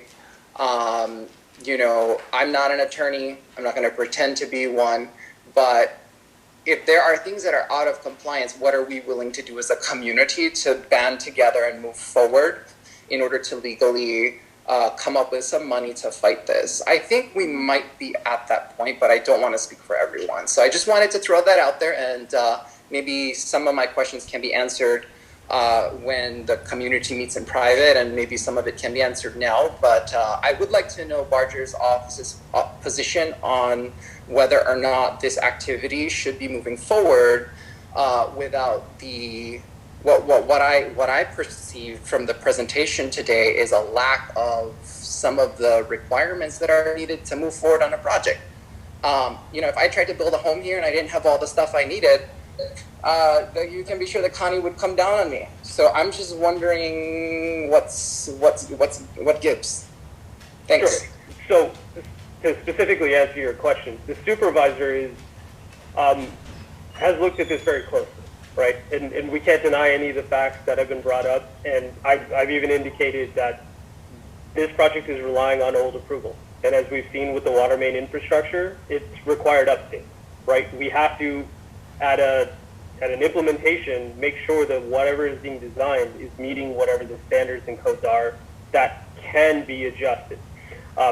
Specifically to your question, the county and Supervisor Barger rely on our subject matter experts to make a determination whether or not the action that's taking place is legal and in the best interest of the county. Right? I cannot tell you that I'm an expert on bonding, and I cannot tell you whether or not $2.27 million is the appropriate amount that you would need for grading of the first phase of this project. That's what we rely on the Department of Public Works to tell us. The department is telling us that that is an appropriate amount of bonds that are required for that first phase of construction, which is going to be the grading. You know, from the supervisor's perspective, we have asked each of these departments on multiple occasions to investigate each of the concerns that have been brought up by the county. I believe each of the departments has consulted with our legal counsel to determine what is an appropriate action to take. And ultimately, we rely on the subject matter, the technical, and the legal expertise of those county departments to help inform the supervisor about what legal actions can be taken. Right. With all due respect, I think we found out today from the presentation, if I'm not mistaken, that there is a problem with the bonds. So when I hear that we're relying on the legal expertise of a particular department to vet something like a bond, and clearly today we've heard that those bonds don't even exist. So what is then the recourse for the community is what I'm asking. That's the question that Susan asked that was never answered. That's being kind of like, we're dancing around it. And, you know, we're out here in a rural community. We're pretty straightforward. Let's cut to the chase because we're running out of time. If we can't get a stay and the Barger's office is not willing to do that, then unfortunately, you know, there's going to have to be some other recourse. When are we going to get clarification regarding whether these bonds are actually existing? Can we Well, get again, I'll ask. Can somebody commit today? Because what Susan is saying is that when folks have reached out to these offices to get this information, that there hasn't been a timely response. Now that's problematic. And the question is, why have there not been timely response? And I'm just going off of what was said here today. I'm not asking for these public information requests. What I'm saying is that, can we get a commitment today from an agency here now? Let's get it on the record. We want the information as to whether these bonds exist. Can we get that? Yes or no? So I think that's, with all due respect, I think there are different takeaways for each of us here at this moment. And I'm going to turn to the Department of Public Works because I need them to answer this question. I am not the subject matter expert on this. Jose, I think the question that's coming to us today is that, are there appropriate bonds in place for this project to ensure that the county and the community are protected should there be an issue with this developer and the build out of this project? Yes, they are.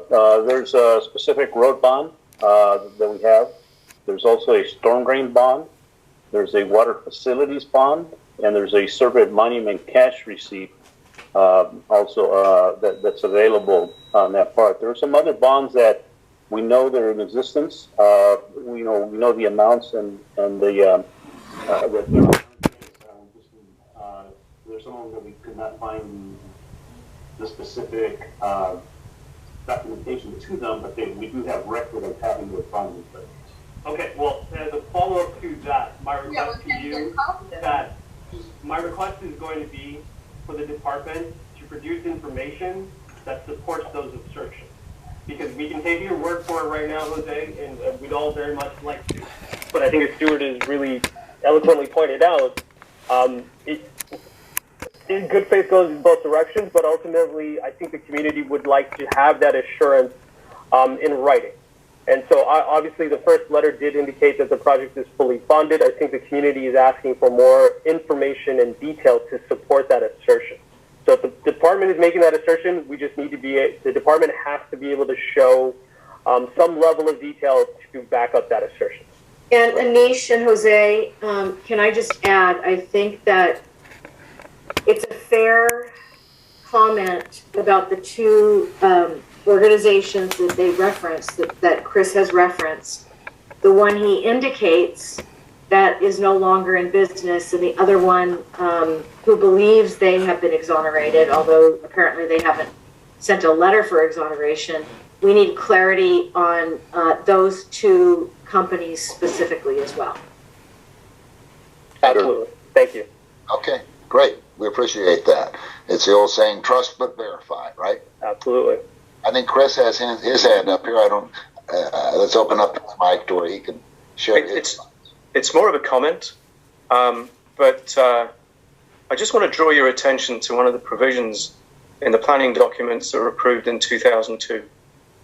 And this really came up when I saw the extent of the grading that has been permitted earlier this week to SciCand Engineering. In the documents that were published in 1994, it talked about 2.4 million cubic yards of grading and another 1 million yards of fine grading for the lots. And that's for the entire site. By the time we got to 2007 and the approved supplemental, it talked about 3.75 million cubic yards of grading. What you've approved today is 1.9 million yards of grading, and the 68 homes on the first phase of this project are on 163 acres.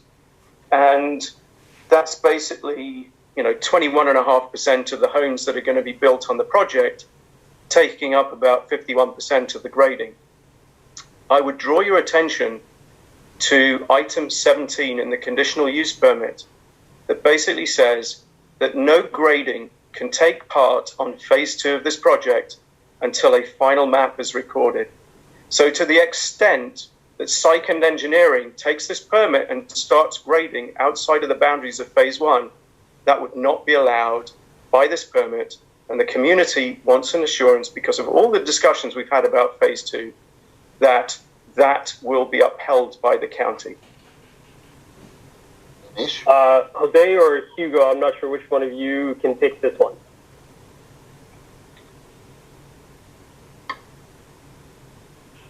As far as the grading, I mean, what land development approved is, like you said, phase one. So our inspector will follow the map that's on there and approved. And I mean, there's going to be stakes pulled out there, and our inspector will try to go out there and take a look of what, if, you know, whatever is there on the approval of the maps is going to be graded out there in the property too. So yeah, he'll make sure that whatever, if they go beyond that limit, he'll notify them also that, hey, you are going beyond the boundary of the grading plans that were approved already. So we'll keep an eye on it. And sorry, just one quick follow-up, Chris. What is the recourse should there be grading beyond the approved limits of the grading permit? We could cite them with the notice of violation. So that entails, you know, a lien on that area too. So we'll give them a warning. And if they start going on beyond that, we'll let them know also. We do have a pre-grade meeting, and we'll let them know, please stay within the boundary of the project. The other, go ahead, sorry, Chris. The other unique aspect of this, and this is important to understand, is that none of the grading fill gets transported off-site. So it's all rearranged within the site. So you can't even start putting fill dirt from phase one into phase two until the phase two map is recorded. And that's what's in number 13, I think it is, number 17, item 17 of the 2007 approved planning documents for phase two. You know, I have not seen phase two. I'm not aware of the conditions. I cannot speak to that. I apologize. Okay, maybe the question, sorry, maybe I'll just do a quick follow-up to that, Don. With respect to the grading permit that's been issued, are they, so it's going to be grading balanced on site, is that correct? Jose, I think you might answer that a little bit better than I can. Yeah, it is grading balanced on site. That's what's expressed in all the planning documents. Sure. And furthermore, the grading permit is specific to 50385-01. So it's only phase one, that 163 acres where this fill dirt can be rearranged that's graded.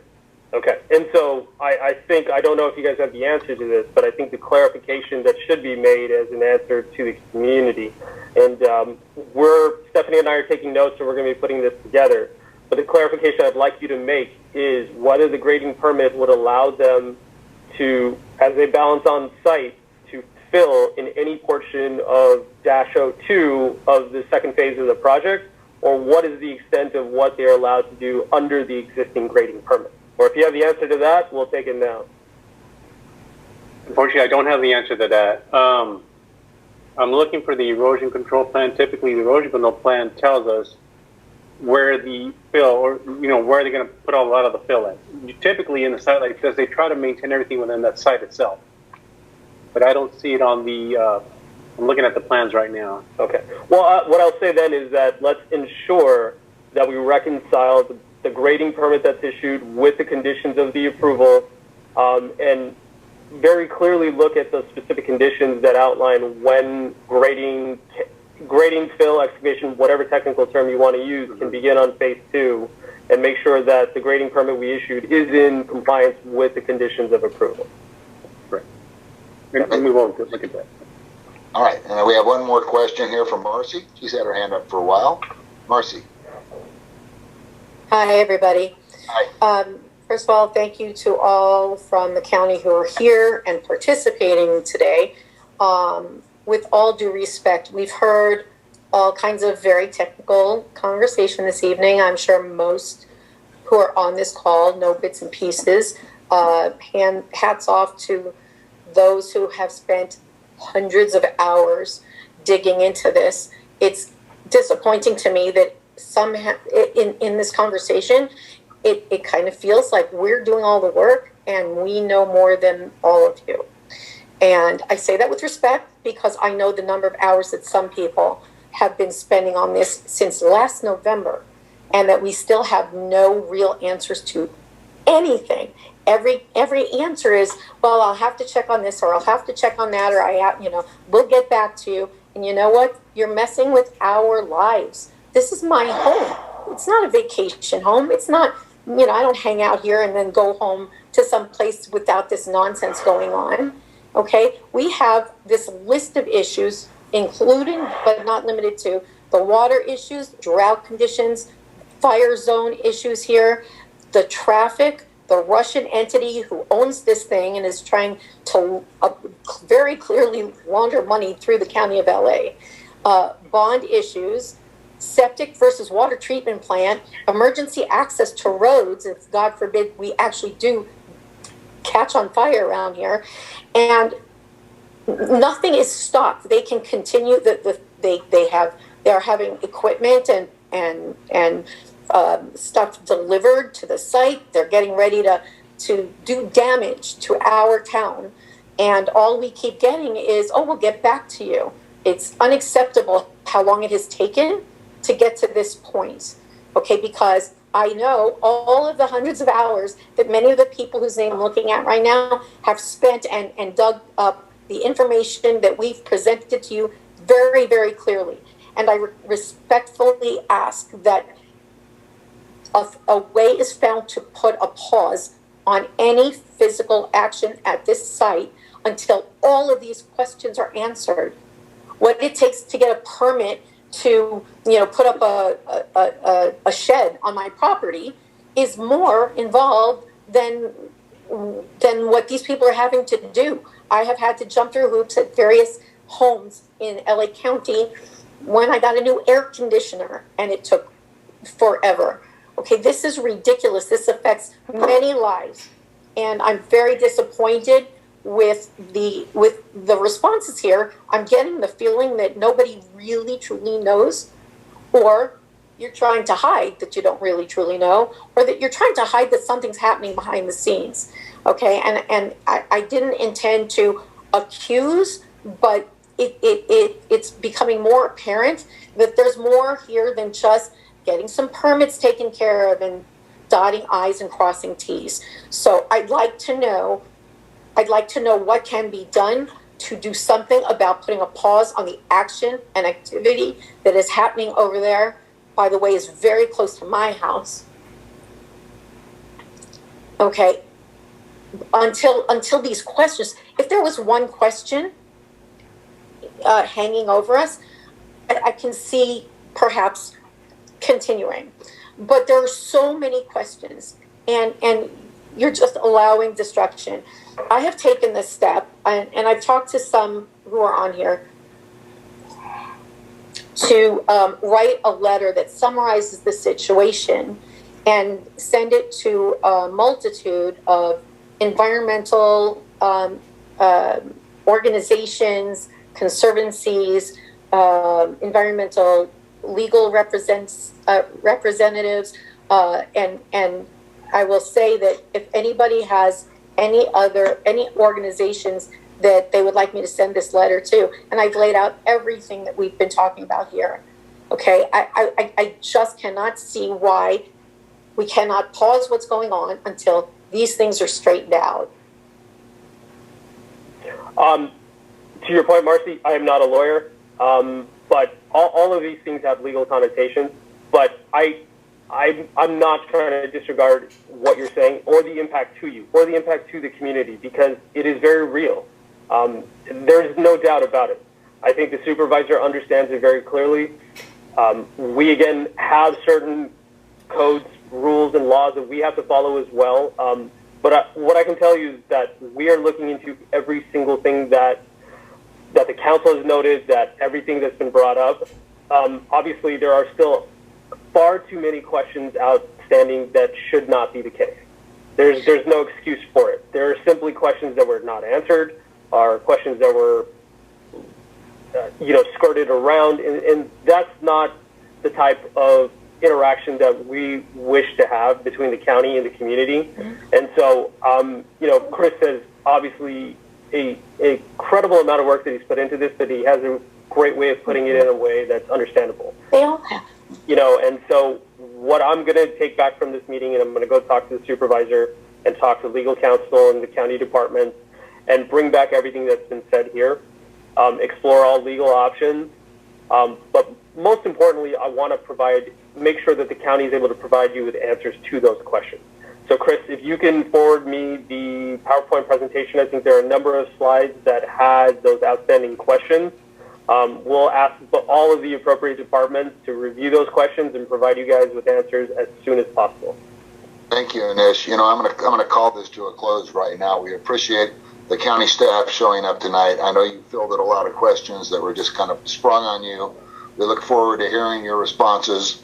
Look forward to working with you in this. I think there's a lot of gray areas and concerns that that we just need the answers to.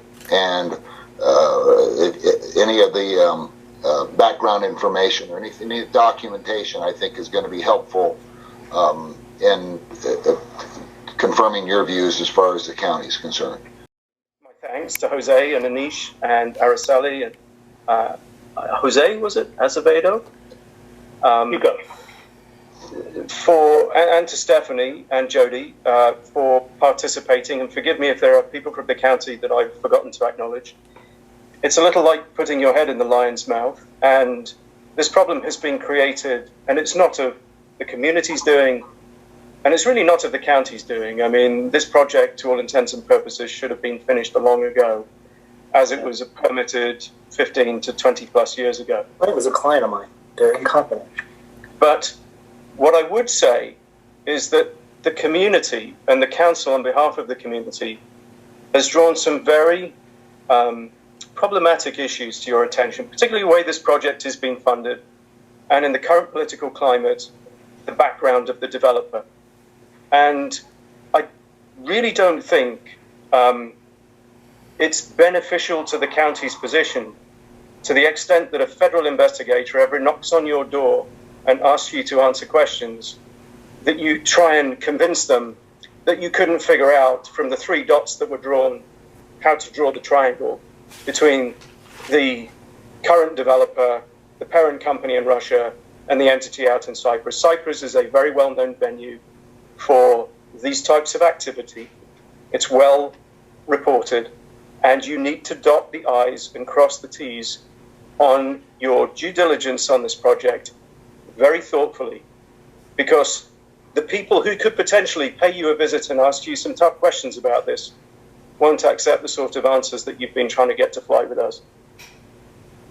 Hey, Chris, it's Stephanie. Before we let the county team go, unless there's more questions from the council, I really want to acknowledge the amount of immense time you have spent on this project. You have uncovered a significant amount of information that's requiring a very high degree of expertise from experts, high-level experts in our county departments. You know, I do also want to acknowledge the distrust, the questions, and the frustration. This community and this council have indeed been communicating with our office for several months. The county is very large. Each department as a standalone department is excessively large. I don't share that as an excuse in any way, shape, or form, but as a precursor to my comment that while I realize there is a level of distrust, I can promise you that Anish and I, working day-to-day closely with Supervisor Barger, she would not tolerate in any way, shape, or form misinformation, illegal information, bad information, incompetence. And while I know this has been long and frustrating for the council and the community, I will tell you, having now worked with the supervisor for many, many years, she is one elected that you could absolutely trust by her integrity and her character. So we will, and I do apologize that we have more work to do. Marcy, I acknowledge that, you know, that what you said, that you're asking the questions and digging deep. But we will get to the bottom and we will cross the T's and dot the I's. So I apologize that it's taking a lot of your patience and it is affecting your day-to-day quality of life in your homes. Agua Dulce is I've gotten to know your community as I've worked for the supervisor. I have the utmost respect for your council. And it's a beautiful, beautiful community that had I not worked for the supervisor, I never would have gotten to know, what a great community is, what a great community this is. And, let me just defend the supervisor in the comments that I'm seeing pop up. The supervisor represents 5 field offices and her downtown office with 2 million constituents. Having said that, we have weekly staff meetings where she is briefed on issues just as complex as this from many, many different communities, hundreds of communities within the county. So it's easy to criticize that she's not sitting here, but I will tell you the demand that she places on Anish and I and the rest of her staff is very serious. And our county staff feel that from us as we communicate with them. So I just wanted to say in closing that we will continue and we will get to the bottom and get the answers that you're asking for. Thank you, Stephanie. We appreciate you being here tonight, and we appreciate the staff members that have been here. Is anybody else, any council members, have anything to bring up? Yes, this is Scott Keller. Chris, really appreciate all of the hard work. Appreciate everybody from the county being here. It was very clear and apparent. Chris knows more about this than anybody at the county. And everybody at the county should take heed to his last few words of what he said. It was very well put. You don't want that person knocking on your door. I think the county needs to commit to putting a pause on this ASAP until all the questions are answered. And we'd like to get that commitment tonight that there's going to be a pause. We can't make that commitment on we have to have that, any decision in that line would have to be made by county council. We're not legal counsel here tonight. If there is an opportunity for that, we will let you know, but we cannot make anywhere near close to that commitment. But we will be back in touch with you. Make a commitment to get the pause when you can do that. That's a legal decision, and we're not attorneys. Stephanie, it's Chris. I would encourage you to use Google and to Google something called the laundromat. And it was a 2000 expose about how $20 billion worth of funds was laundered through about 15 to 20 companies, shell companies in the United Kingdom, New Zealand, and oddly enough, Cyprus. I think that will open your eyes in the same way that the community's eyes are open to what we believe is happening. We'll take note to that, Chris. Send us your PowerPoint.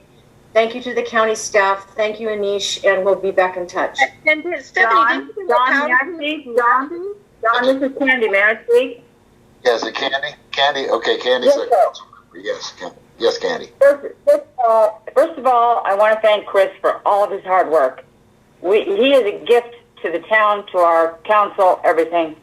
And the fact that, again, I'm going to say, I understand how busy the supervisor is, but this needs to be addressed. We feel like we're being pushed aside. There's other things that have to be done. This is our lives. This is our community. We need to know that they're on our side, that they're doing things to save this community, that they're listening to us. It's just a feeling of we're at the bottom of the list. We hear you. We understand. Duly noted. Okay. All right. With that said, at this point, I'd like to continue on with our meeting. Thank you very much, Stephanie. Thank you, Chris. Thank you, everybody from county staff. We appreciate you taking the time to be here. I know it's run a lot longer than any of us anticipated, but we appreciate your answers, your responses. We look forward to working with you in the future. We want to keep the lines of communication open, and hopefully we leave this meeting with mutual respect for each other, and hopefully we can come to some agreement or conclusion, or at least some answers. And Stephanie, again, I appreciate you being here. Good night, everyone. Good night. Thank you. Thank you. Okay, with that said, we're going to continue on to our agency reports, if we still have any agency members out there. Is anybody there from California Highway Patrol? Officer Glauser, I know that he checked in here earlier, but he probably checked out long ago, I'm guessing. I don't think he's there. How about Los Angeles County Sheriff Resident Deputy Martinez? Hey Don, I'm here. How's everyone? All right. So, Chris, that was an awesome presentation. I think I understood about 10% of it, but it was very thorough. So then we need to hire you as one of our detectives or something. Do a good job.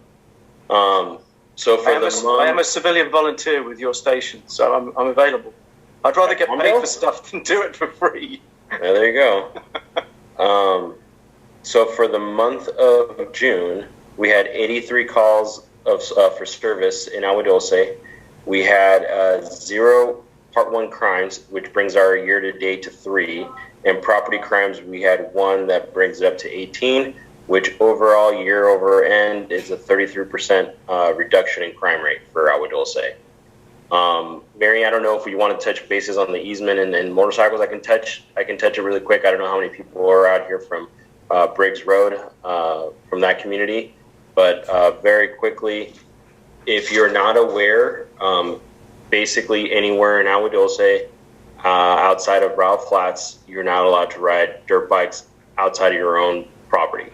Right. If you are riding on your property, you're still subject to dust and noise violations. So if one of your neighbors goes, hey, my neighbor's been riding for 8 hours straight and I just can't stand it anymore, you can be cited for that, for the noise. Not for actually riding, but for the noise or any excessive dust that's caused. That's been kind of an issue lately, just in general in the community. And then I also want to bring up easements. So there's a lot of misconceptions. I might go into a more detailed presentation on another meeting when we have a little more time. But all easements are found through title. And basically, if you're at the end of a road, everyone kind of shares that equal access. So you can't be the neighbor that puts up a fence or a gate, depriving your neighbors of the ability to get to their homes or having a secondary exit out of their homes. You can put up a fence on your own property and blocking the road necessarily, as long as you provide access to all the other neighbors. So like if it's a clicker or a combination that everyone has or a key, that's perfectly fine. But just arbitrarily, cutting off half the neighborhood, you cannot do that. Okay, great. Thank you very much. Appreciate the report. No problem. Any questions for Orlando? Okay, great. Thank you for being around. We appreciate it. I'd like to ask a quick question, if that's okay, and if not, that's fine too. Go ahead. I'm here. I'm not sure if you're the correct person, but noise complaints, is there a separate number to call for that? I like a good party. Guys, I like a good party. I'm not the party crasher, But here's the thing: if that thing is going on till 4 a.m. and it's blasting like super duper loud, there's a problem. So what number can we call for that? And there's been an issue with the response time, and I'm just wondering if there's any feedback about that. So, okay, it's first off, the non-emergency number for Palmdale Station, which I'll put on the chat very quickly. It's 661-272-2400 is the number to call. As far as like time or whatever, there is no 10 o'clock time limit. If someone is blasting their music and it's 2 in the afternoon and you want to report it, absolutely report it. And I would always suggest report it sooner than later. Don't wait till 4 in the morning if it's been going on since 9 at night. Do it sooner than later. Our response times, we always have 2 units outside of myself in overlapping shifts or whatever, or overlapping start time, so they kind of overlap each other for the West County, which includes the lakes area and all that other stuff. And unfortunately, there's so many different variables when it comes to response times. Yesterday, for example, I was in Acton and I had to respond to East Palmdale for a baby not breathing because all the other units were tied up on 3 different shootings. So that's not the norm, obviously, and I try to stay in our area as much as possible. But I'm not going to respond to a baby not breathing call just based on just how we are set up as far as like if 3 shootings in a span of 30 minutes is not the norm, but that does happen. or if there's a fire and there's, you know, a couple different things going on. So that the response times are always going to be variable. We are obligated, because of the Department of Justice review that we're on, to advise of a delay whenever you call. So regardless if we're going to be there in 5 minutes or 2 hours, you're going to get, hey, that it could take, you know, the deputies 2 to 3 hours to get to you. That doesn't mean that's what it's going to take, but that's the response you're going to get from the call takers, because we're mandated now per the DOJ contract thing that we're subject to. But we, you know, our response times are usually well below that, and it's all like triage. So a noise complaint, although it is very important, you know, if there's someone that's in a medical, like a lot of like a mentally ill person, or there's a robbery in progress, or someone's breaking a house, those all like take precedence over a noise complaint. So they kind of go through all that kind of stuff. We have 3 categories of a call. A routine call would be the first kind of call, which would fall for a noise complaint. So those get handled last. The priorities and emergencies get handled first, as you would want them to. Perfect. That answer your question? That's wonderful. Thank you. Thank you. Okay. Next up, we have Los Angeles County. Thank you, Orlando. Next up, we have Los Angeles County Fire Department Community Service Representative Maria, or Battalion Chief. No, it's Maria. I'm here. Great. Super. I'm here without my report, and then I thought to myself, I left it in my car because I honestly thought that I would be doing this meeting from my car. And then when Mary let me know about the county report, I thought, oh, I can go home, and I went home, and then I left my report in the car. So then I went to my sent items to grab the copy that I sent to Mary, only to realize I never emailed it to you, Mary, did I? So I'm going to do it from what I can remember. I don't remember the total number of responses in June. I do remember there were 2 fires. They were both vehicle fires. One was on Sierra Highway and one was on the freeway. No monetary damages associated with them. So they were either very, very small or really, really old vehicles. And then those are the only, there was probably roughly 25 medical calls that we responded to. And that's all I can remember from the report. I apologize that I don't have that and that I didn't send it to you, Mary. What I really wanted to talk about tonight, though, is that we have a new program involving NOAA weather radios. So we've entered into an agreement with NOAA that we will be able, and when I say we, I mean the Office of Emergency Management. They're the ones that are going to control these alerts.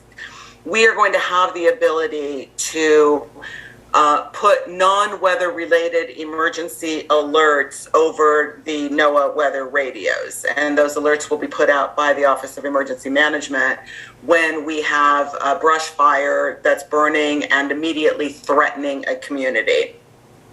It's going to be a very short and sweet message that will it'll say where the fire is burning and whether or not evacuations are being ordered or are imminent, and then it will refer to lacounty.gov/emergency for more details, or tune into the news just to get people to pay attention, to start paying attention to what's going on.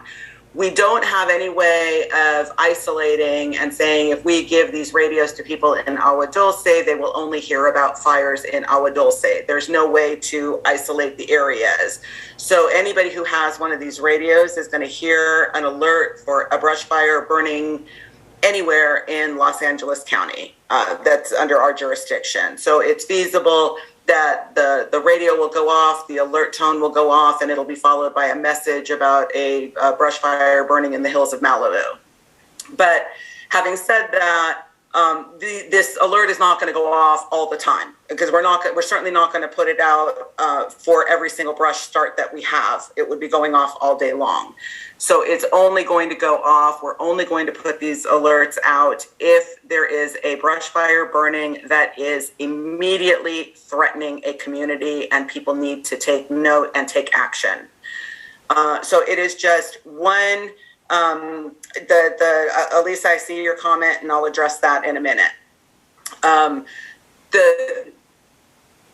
It's just one more way that we have of notifying people that something is going on.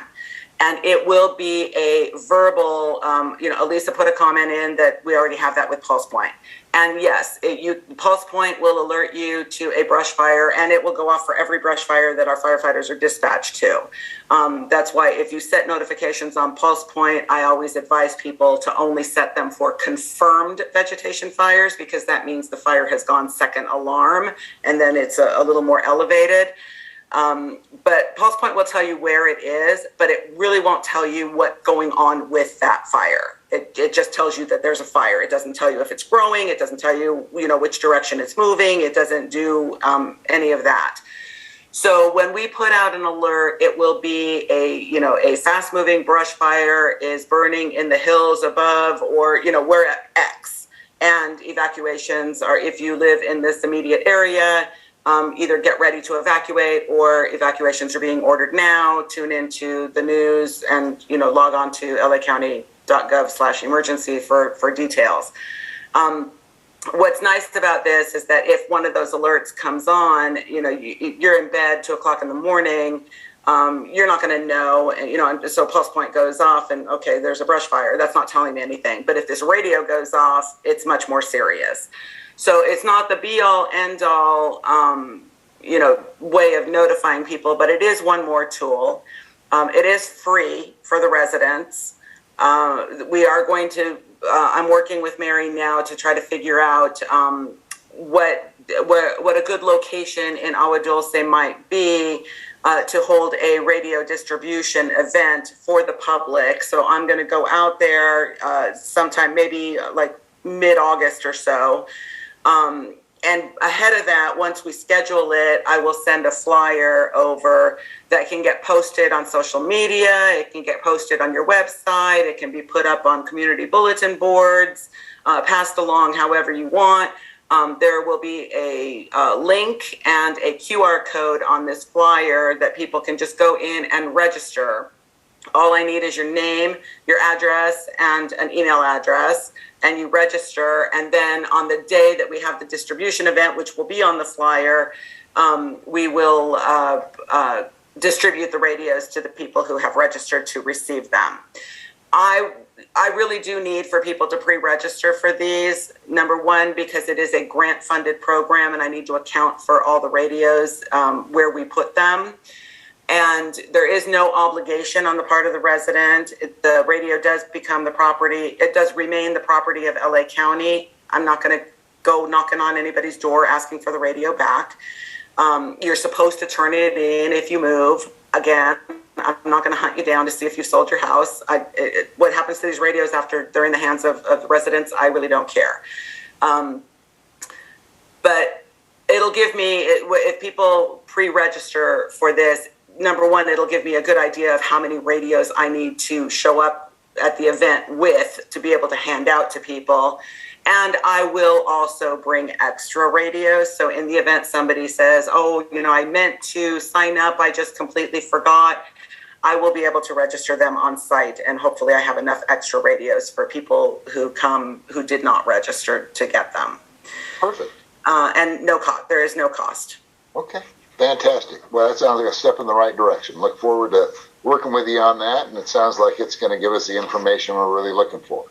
Yeah, and as soon as we put a date together and a location, I will print up the flyer. I'll send it over to Mary with that location. The flyer will have the QR code on it and the link, so people can go ahead and start pre-registering. Hopefully, from the time that I get Mary the flyer with the date and the location, there will be, at least 2 or 3 weeks to get the word out to everybody and give them enough time to just go in and fill in that form. It just takes you right to a Google form, and it's very, it just takes like 30 seconds to fill out.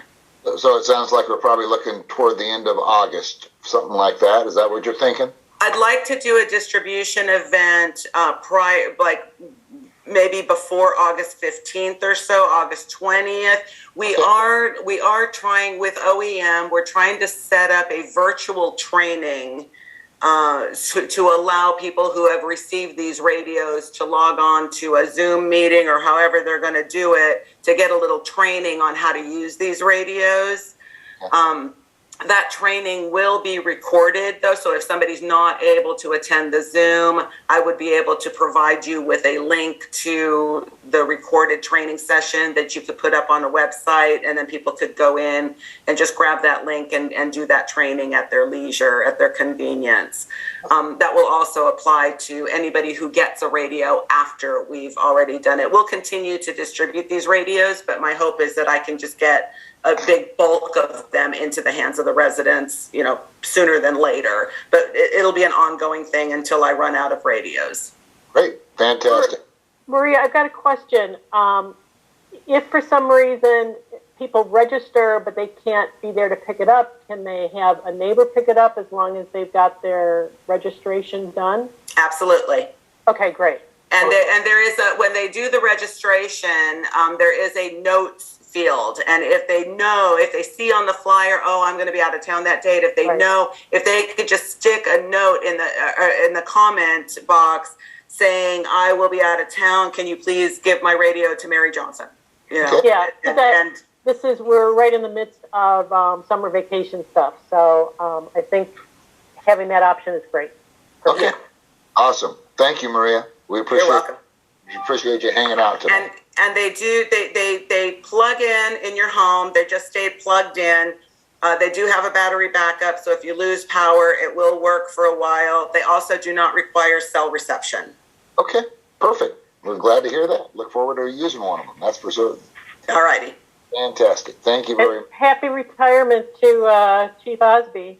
Yes. Oh, yes. And I did Chief Berkuda, he came on one of these meetings, right? I think it was the last one he was at. No, that was the battalion chief. Chief Berkuda was our acting assistant chief. He may have come on one of these meetings way back in October or November when he was put in as our acting assistant fire chief. He was put in as our acting assistant fire chief for a 3-month period while Chief Osby was out on his medical leave. Okay. That 3 months turned into 9 months, which I knew was going to happen. But Chief Berkuda, his last day as our acting assistant fire chief will be Friday. So we will be getting a new acting assistant fire chief, and his name is Patrick Sprengel. And he will be effective on Saturday. Okay. So I will bring him to the next meeting if he is available, so you all can meet him.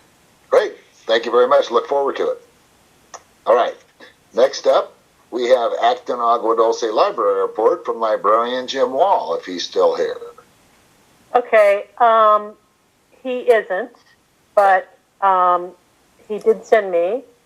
The report for the library is that we are still providing PCR COVID-19 tests for those who would like one.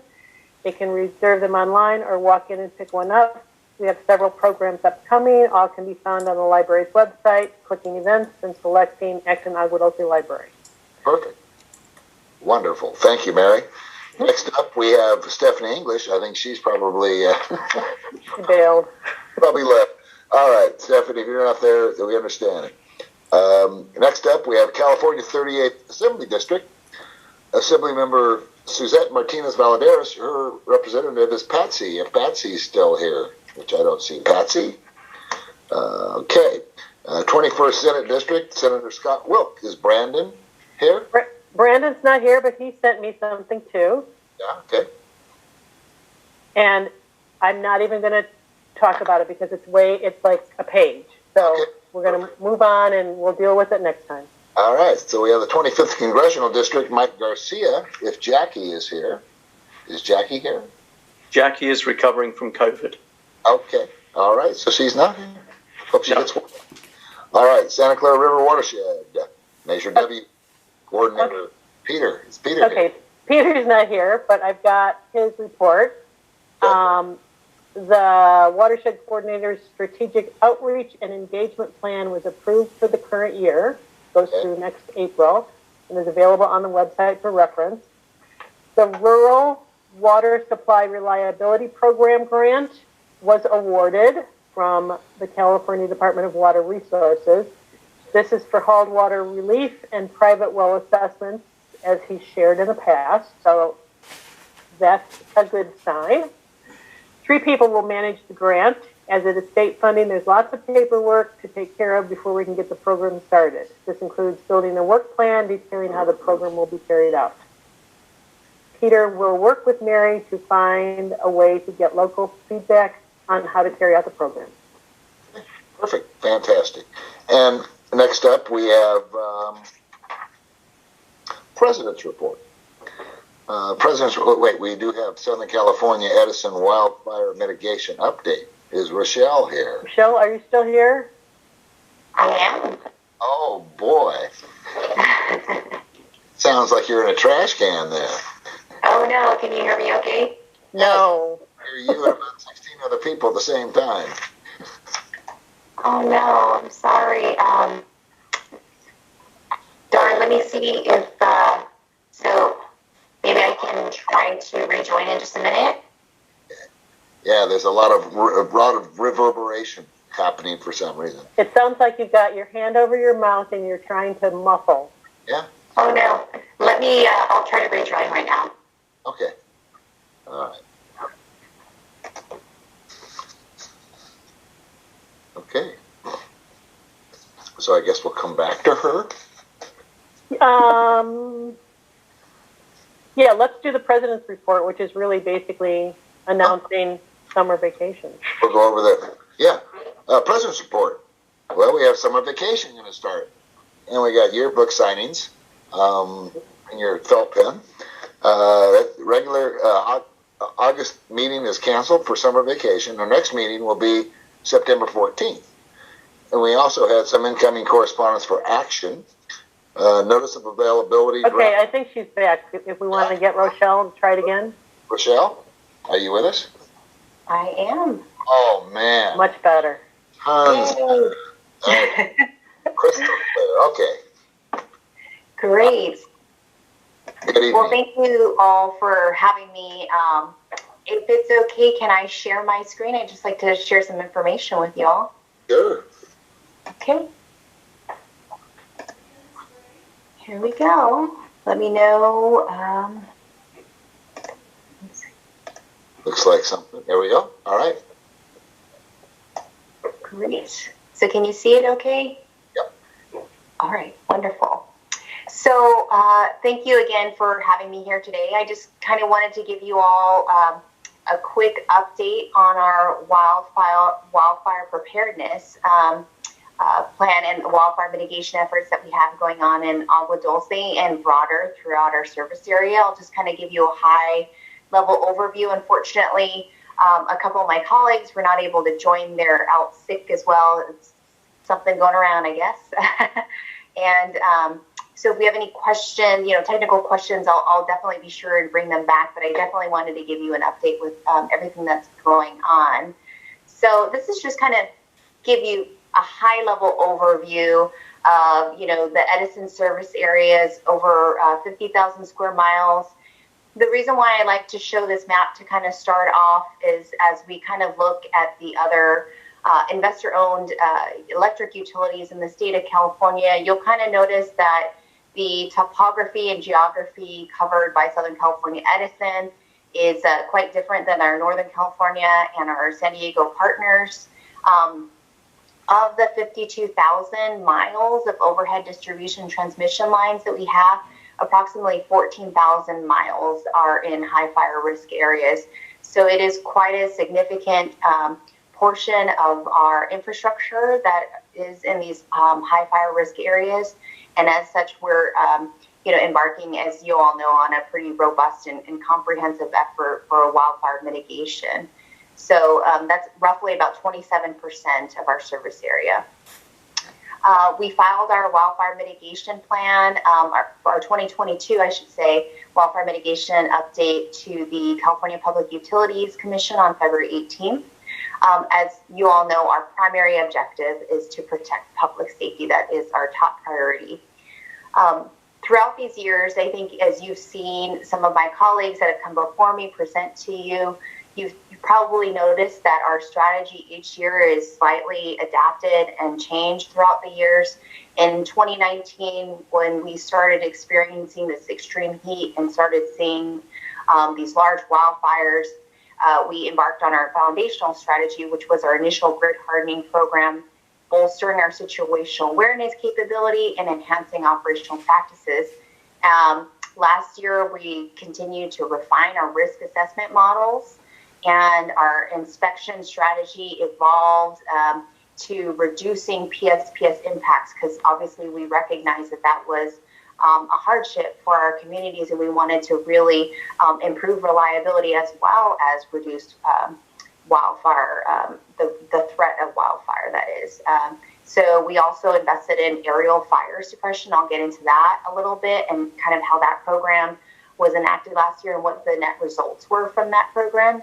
And then as 2022, as we're embarking on that program, we're really focused on expanding our grid hardening program and updating our risk prioritization. And obviously, we're continuing to reduce PSPS impacts. And we have some pretty cool new technologies available as well. So these are just our three main pillars that I kind of mentioned before, which is hardening the electric grid, enhancing our operational practices, and bolstering our situational awareness capabilities. That's like, kind of at a very high level, the main pillars of sort of the strategy and how we're looking at this on a multi-pronged approach. This map is kind of a fun roadmap to see sort of like what type of wildfire mitigation activities you might be seeing in your community. Where we have our emergency operations center that we utilize to analyze, risk when we, have really in all type of hazards emergency response. This is really our hub of where we analyze and make sure that we have all eyes on everything that's going on. We have our substations. We're evaluating public safety power shutoffs. We'll have a community resource center locally in the communities, or we'll deploy vehicles when needed. Vegetation management. So this just kind of has everything here. In terms of like what our progress was last year, I know I spoke to you all last fall, and this was just like a good snapshot in terms of whether or not we met or exceeded our goals. As you see here, all these numbers, percentages highlighted in yellow really demonstrate how we actually exceeded our targets. I think now we're over, I want to say 3,500 miles of covered conductors. So a pretty significant establishment of covered conductor, which is really the large bulk of our wildfire mitigation program there. Also weather stations, so that we can continue to reduce PSPS and take a more of a laser approach to wildfire risk, as opposed to looking at large swaths of an area. We're trying to really isolate those and see whether there's risk we're seeing in different microclimates. Like as you can see in your communities, there'll be some areas that are much more exposed to potential ignition than other areas that may not be as exposed to extreme weather. So we're trying to take all those things into account and really try to focus in on the areas where we see major areas of concern. What our net result of all of those wildfire mitigation activities are is that in this yellow box, you'll see that relative to 2018, we have reduced the risk of damage from catastrophic wildfires by 65 to 70%. So really significant improvement in reducing that risk of damage from catastrophic wildfire. The other number that I'm going to point you to here, because I know there's a lot on this slide, is the number right here in that middle column. This says 73% reduction. So that's the overall, this is company-wide, 73% reduction in PSPS outage time in 2021 compared to previous years. So, overall company-wide, a significant improvement, 73%, and I'll provide you with your local numbers here shortly as well. because I'm sure that's what you're really interested in. This is, I kind of spoke to this previously. This is, sort of like a broad overview of what we mean when we say we're hardening the electric grid. There's a variety of different measures. Like I said, primarily covered conductor, fire-resistant poles, protective devices are the primary components of that. What is new in terms of bolstering our situational awareness capability is we're continuing, like I said, to improve our weather modeling.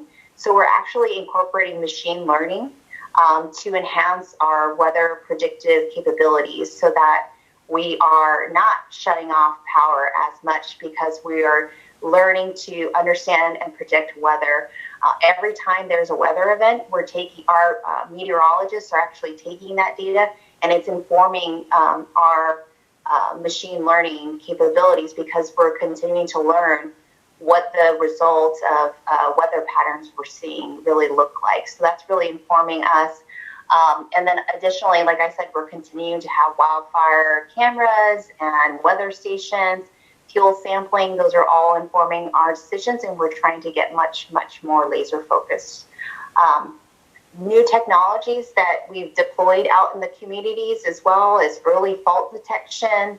I can get into that a little bit later, but we are also using our air assets to detect when there might be a defect in some of our overhead facilities, right? Like a cross arm that might be slightly, out of alignment. Our machine learning systems will help us to catalog all the data that we're seeing at a much quicker rate so that we can utilize our teams that are out in the field and our ground crews that are working to, repair this equipment that much quicker, and that we can, get to see where there might be issues, and we can really get to those much, much quicker. The other thing that I mentioned was our partnering with our local fire agencies.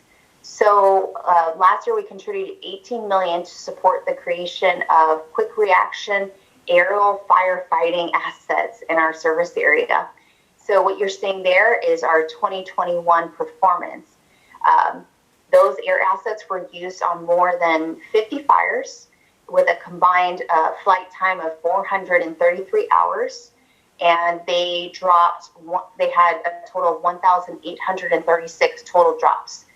493 of those were at night, which is a significant capability that we're very fortunate to be able to help support. That was about 2.6 million gallons of water and about 123,000 gallons of fire retardant. So these were the circuits that I came and spoke to you about last year. These were all of the circuits in Acton and Agua Dulce that we had identified for expedited PSPS grid hardening in the Acton and Agua Dulce community. And on the next slide, I'll talk to you about what we accomplished and what we're doing this year. So, but this is just kind of gives you a good overview map. What I basically wanted to say was that, I kind of talked about the company-wide number, in terms of the PSPS reduction.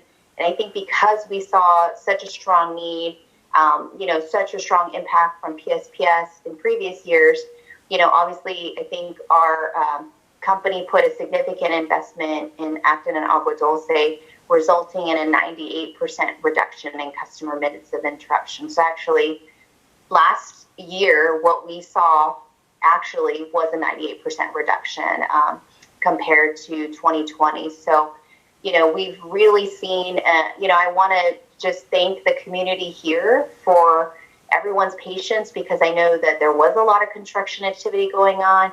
There was a significant amount of grid hardening, but I think that what we found here was that, the system really worked as it was designed, and it's always nice to see when things like that happen. So again, thank you all for your patience, as we conducted those construction activities. Again, I kind of mentioned I was going to talk about what we accomplished. So how we accomplished that last year was 156 miles of insulated wire. one weather station, we removed 3 circuit segments from PSPS consideration entirely. We raised PSPS thresholds on 2 circuit segments. And this year, we are going to be expediting the installation of 11 miles of insulated wire. So you can see that the bulk of our activities took place last year. And by a large part, we are, kind of getting down to, still important priorities for wildfire mitigation, but not that super high level priority of PSPS mitigation. The one, I know Mary mentioned that there was a question on the Sand Canyon circuit and where we are with that project. So Sand Canyon circuit, I know it says on the website that we're still doing some planning work, but it's 97% complete actually. There's just 2 spans that are remaining, and we're working with Caltrans on a permitting process for those final 2 spans.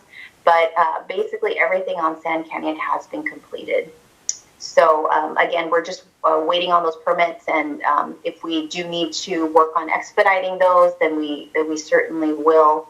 And I know there's questions coming in. I promise I will get to those questions in just a moment. I just thought I'd kind of get through these and see if I answered any of your questions with some of this information here.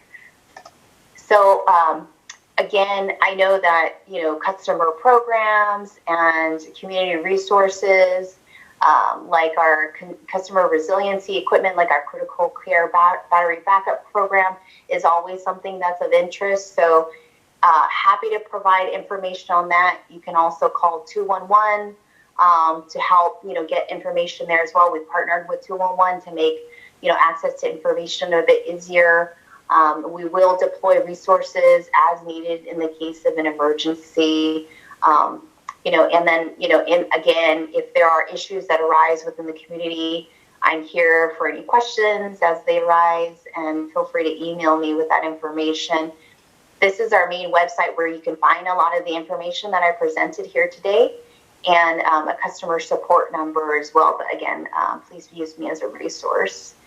And now I will kind of take a look at some of the questions here. There, let's see. So I'm seeing one here from Elisa. So Edison clones ours and trims our small trees, but leaves my neighbor's giant cottonwood trees. If there is ever an opportunity, if you're seeing something that is, what I'll just respond to that about the question about, where we choose to do vegetation management or otherwise. I can also come back and present on vegetation management, our vegetation management program, if that's ever of interest. I know, I'm big on, the vegetation in my yard too, and I kind of like things that way. So happy to present on that as well. I know that can be kind of a pretty robust conversation as well.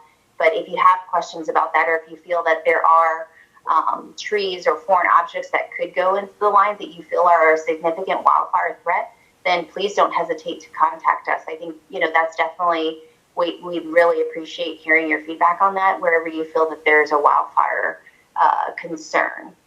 Right. So, Elisa, does that answer your question? Yeah, I think we're looking good. I don't see a whole lot of questions out there. Anybody else have any questions they want to bring up? Let's see. Elisa, we have contacted them for 5 years, and they said subs only, take out what they want. Okay.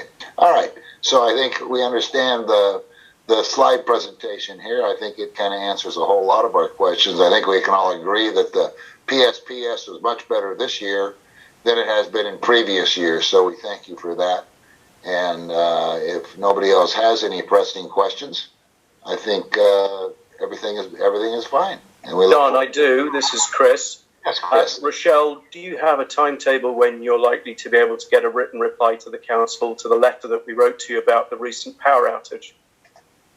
Yes, in fact, I responded to an email this afternoon, and I explained, sort of what was the cause. And basically there was a fault detected on the circuit. And unfortunately, the location of the fault necessitated the circuits to be off on not only the Davenport, but the Louts as well. So we definitely apologize for that. It was an emergency outage. Unfortunately, while we have implemented wildfire mitigation efforts, it doesn't preclude emergencies still from happening. I apologize that the notifications were not completed and that there was a miscommunication in terms of, power restoration and that the outage was occurring. I apologize that happened. That shouldn't have happened. And I can tell you that our outage communications liaison was actually going to be on the call, but he wasn't able to stay.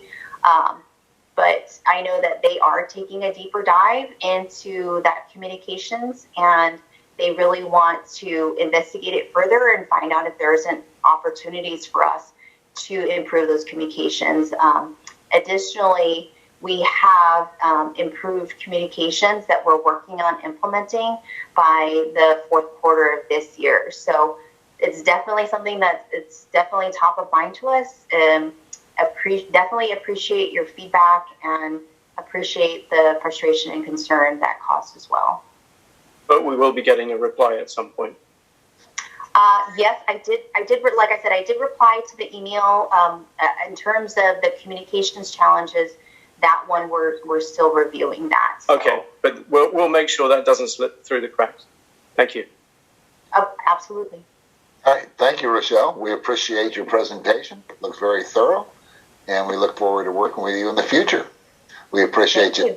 Appreciate you sticking around for these for this late meeting. Of course. Okay. Thank you. All right. Next up, we have President's Report, which I mentioned that our August meeting is canceled for summer vacation, so our next meeting will be September 14th. Our incoming correspondence for action. There is a notice of availability for the draft environmental impact for the Los Angeles County 2045 Climate Action Plan, CAP. Project summary. There's an amendment to the LA County General Plan replacing LA County Community Climate Action Plan of 2020.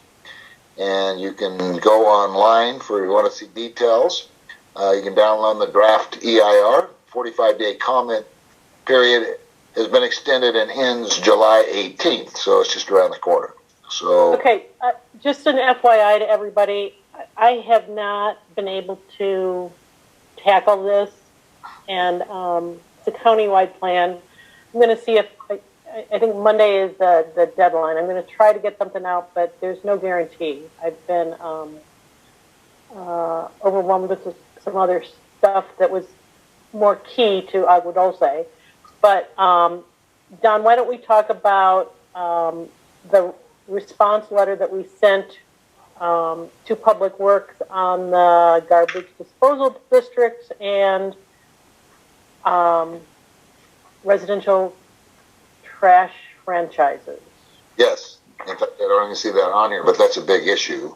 Yeah.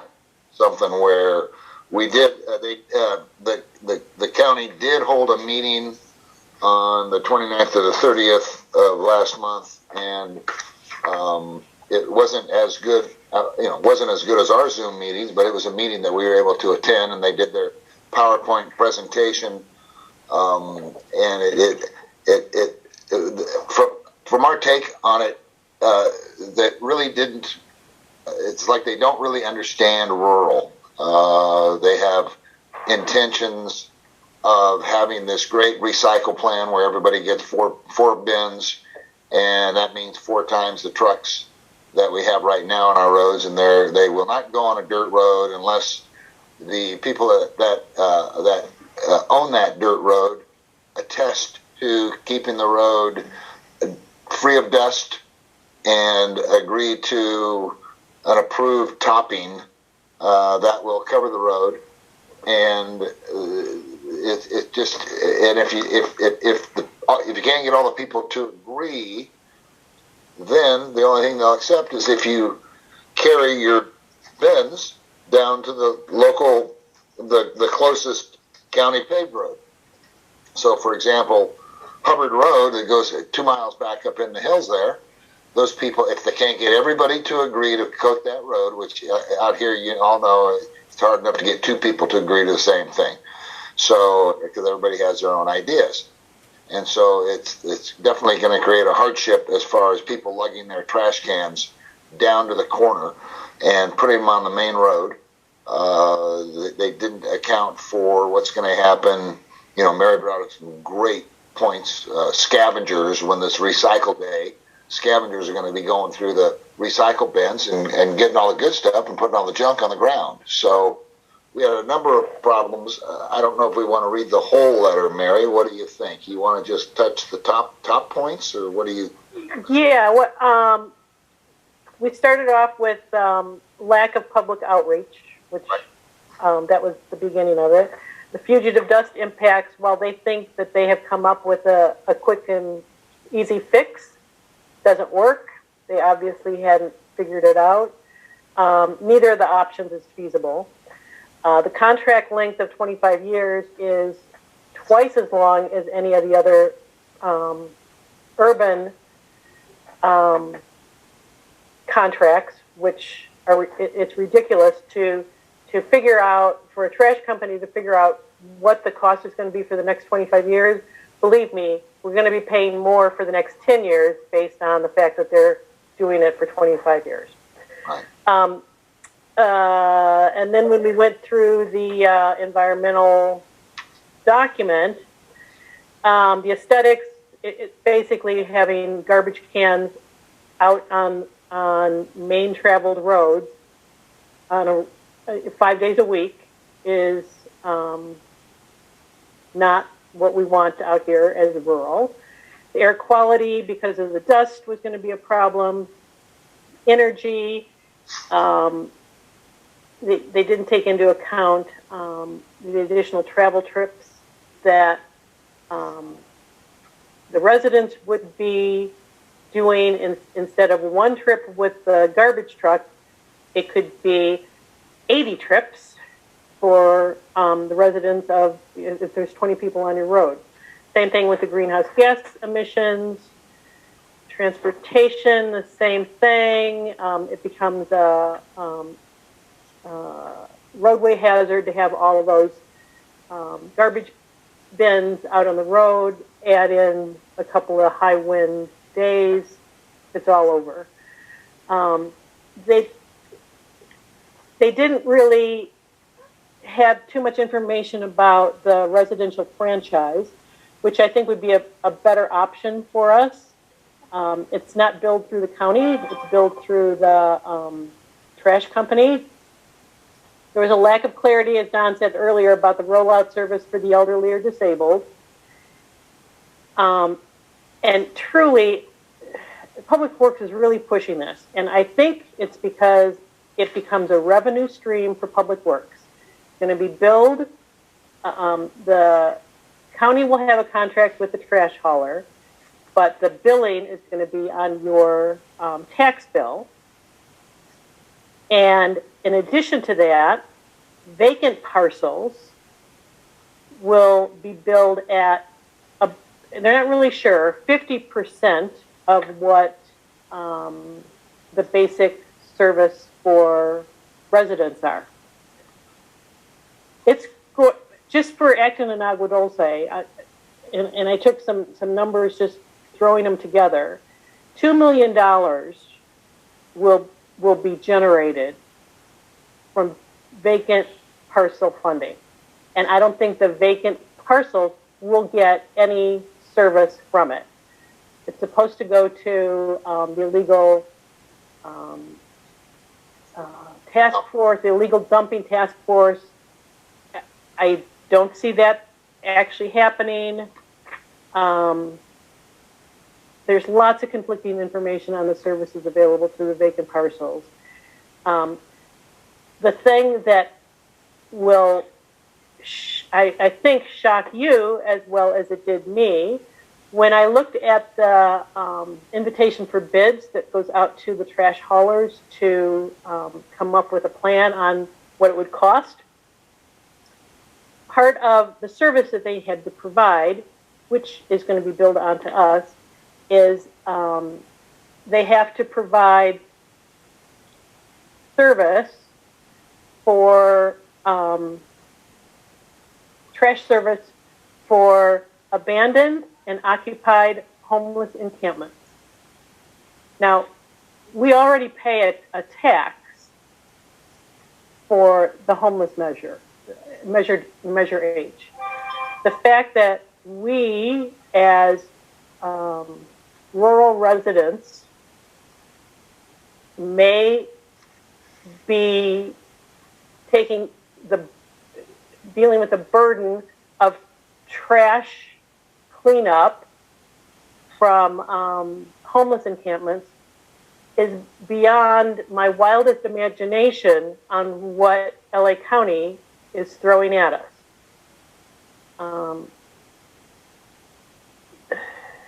And it also says to the trash hauler, you may be required to pick up and deal with a homeless encampment that's not even in your area. So who knows what that means? So we could be paying for cleanup over in Malibu in the mountain or something like that. Yes, we could. And there's nothing that says we're not. Right. And there's no incentive to reduce waste. Everybody pays the same, plus extra. It's ridiculous. Get it on the ballot for November so they can put it on our tax bill next summer. Is the whole thing. So, and they didn't give us hardly any time. We asked them to extend the comment period, and they wouldn't. But that's why they had the special meeting. Thank goodness Mary stayed up late tonight and drafted this letter. And basically it spells out what our concerns are, where the plan is deficient, the question marks. They didn't have a whole lot of answers, and one important thing is they didn't know how much it was going to cost. So we're talking over something that we have no idea. Is it going to be, $500 on your tax bill each year, or is it going to be $2,500 on your tax bill each year? We don't know. They did say that it must be approved by the property owners. Well, I'm thinking, chances are the property owners aren't going to approve this, but then Mary informs me, and I don't know if this is correct or not, every ballot that does not get returned is viewed as an in favor vote. So I don't know how we battle that, but basically this sounds a whole lot like clean water, clean beaches, where all of a sudden they come up with this plan, and even though we fight it and we get buses and go downtown, they still ram right through, and we end up having to pay for it on our taxes. So we've sent a letter before the cutoff time, and at this point, hopefully they take into consideration what our concerns are, and that hopefully they extend this time of trying to bring it to a vote, and we have more conversation on it and come up with a plan that actually works, rather than this one being adopted that right now it looks like it's not going to work. And it really, quite frankly, it seemed like they didn't care whether it worked or not. Their comment was, well, we hope they read the specs, and we hope they're aware of this, as far as the trash pickup on dirt roads and things of that nature. So anyway, it's one of those things that when it comes up for review, definitely we need to make our voice heard now that we have an idea what it's about. And I believe all the other town councils are the same way. I've seen some of the letters written by the Acton Town Council and some of the people who live up Hubbard Road, and they had pretty strong words for how ridiculous this is. But anyway, that's something we really can't do a lot at this point, can we, Mary? I mean, that all we can do is wait and see what they come back with. Yeah, and waiting. Okay. All right. So I see we have a couple questions up there. Are these regarding this garbage disposal pickup? Scott, you have a particular question about the garbage? Okay. His hand's just kind of stuck up there. And M? Yes. I was just kind of sitting around here listening to your meeting. I'm from Leona Valley, and I'm trying to get this thing working. So this is Scott. Scott? Okay, I passed you on to a M. Oh, okay. Shall I go forward? Oh, shit. All right, go ahead, M. Okay, so I live in Leona Valley, and we just sent in our letter, the town council did. A couple things I wanted to point out that you may not know is that for residents in parcels on dirt roads that don't have the dust abatement, if they're 62 and older or disabled, the trash hauler must take their bins to the first county maintained road and then return them to their parcel each week, every time all parcels of elderly and disabled. So that is not in the bid. The trash haulers do not know that they're going to have to be doing this. So that's going to come as a huge surprise for them. Wow. Okay. Well, and that's something where the guy from the county said, well, I hope they know that. So, and the other question that I had for him was, how do these people that are bidding this know if a road's going to be coated or not? And he said, well, that's a good question. They have to attest to it. Each parcel has to sign an attestment or attestation saying that they've put this in it. What it is it's it's the stuff, Epsom salt. You put Epsom salt on there, which also has health effects and also acidifies the groundwater if it leaches into it. And the problem with moving it to a county maintained road is on my road with 15 houses, you're going to have 45 plus bins in front of whose house, right? They said it had to be off the road, so whose parcel are we going to put these on? It's just not going to work. And how far away is that going to go? And how are these people going to move 40 bins up and down the road if everybody's elderly? They hadn't thought it through, and I think you're right. I think they don't really care. They don't understand rural, and I think Leona Valley feels the same way that we do. And this plan might work down in Stevenson's Ranch, but it's sure not going to work in Agua Dulce and Acton. So they're having another meeting this week, I believe, in Little Rock, and I'm not sure if the town council is aware of it. The comment period is over, so I mean they can have all these meetings. I think until they respond to the letters that we've already given to them, our hands. I mean, it sounds to me like, and I'm not coming down on you, but it sounds to me like at this point that it's just going to be lip service, because until they answer our letters that were given to them during the comment period. I mean, I don't know why they would have had. Why did they have a comment period if right after the comment period they're going to continue to have meetings? To me, it just seems like they're just trying to give lip service, but I may be wrong. We'll have to wait and see. But hey, we appreciate you coming here from Leona Valley, and we're all in this together, so we're on your side too. Thank you. All right, Scott? Scott, did you get it figured out? No, he didn't. All right. Sounds good. So, next up, we had... Is my mic working now? I've been struggling with this miserable fucking thing all night. Okay, got ya. Loud and clear.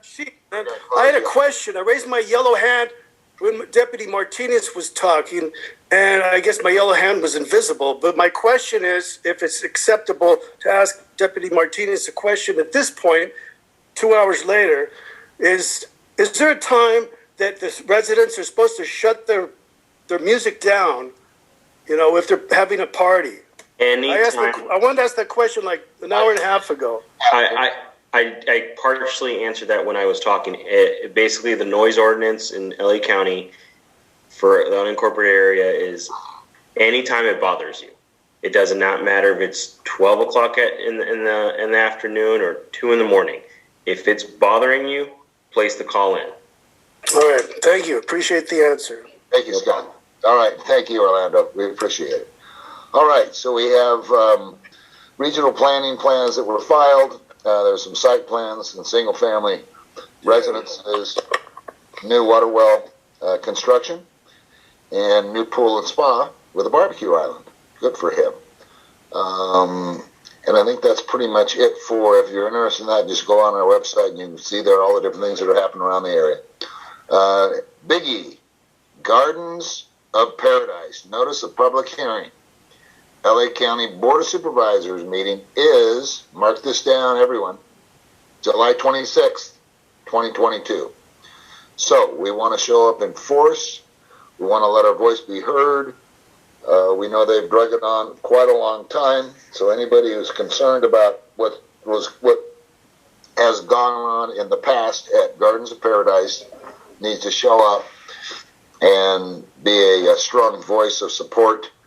I know the residents that live right across the street and down the street and up the street, actually miles away, they can still hear the pounding of the drums. So anyway, that's the time to go and have your voice heard. Mary, as far as participating in that meeting, I know it's not a Zoom meeting like this here, but what is involved with logging in to that, Mary? Well, I downloaded something, and it looks like you dial a conference line between 9 and 9:15. And you can find that on the first page of the agenda. And then you'll enter the participant code, which you'll find directly below the phone number. And then press 1 to be placed in the queue, and then press 0, and then wait for your time. I think what I will do when I start putting information out on social media about this, I'll also include that information and links to the website to pick up the agenda. Perfect. I'll try to spoon feed it because it's not easy. I'll tell you, every time I have testified in front of the Board of Supervisors, it's not easy.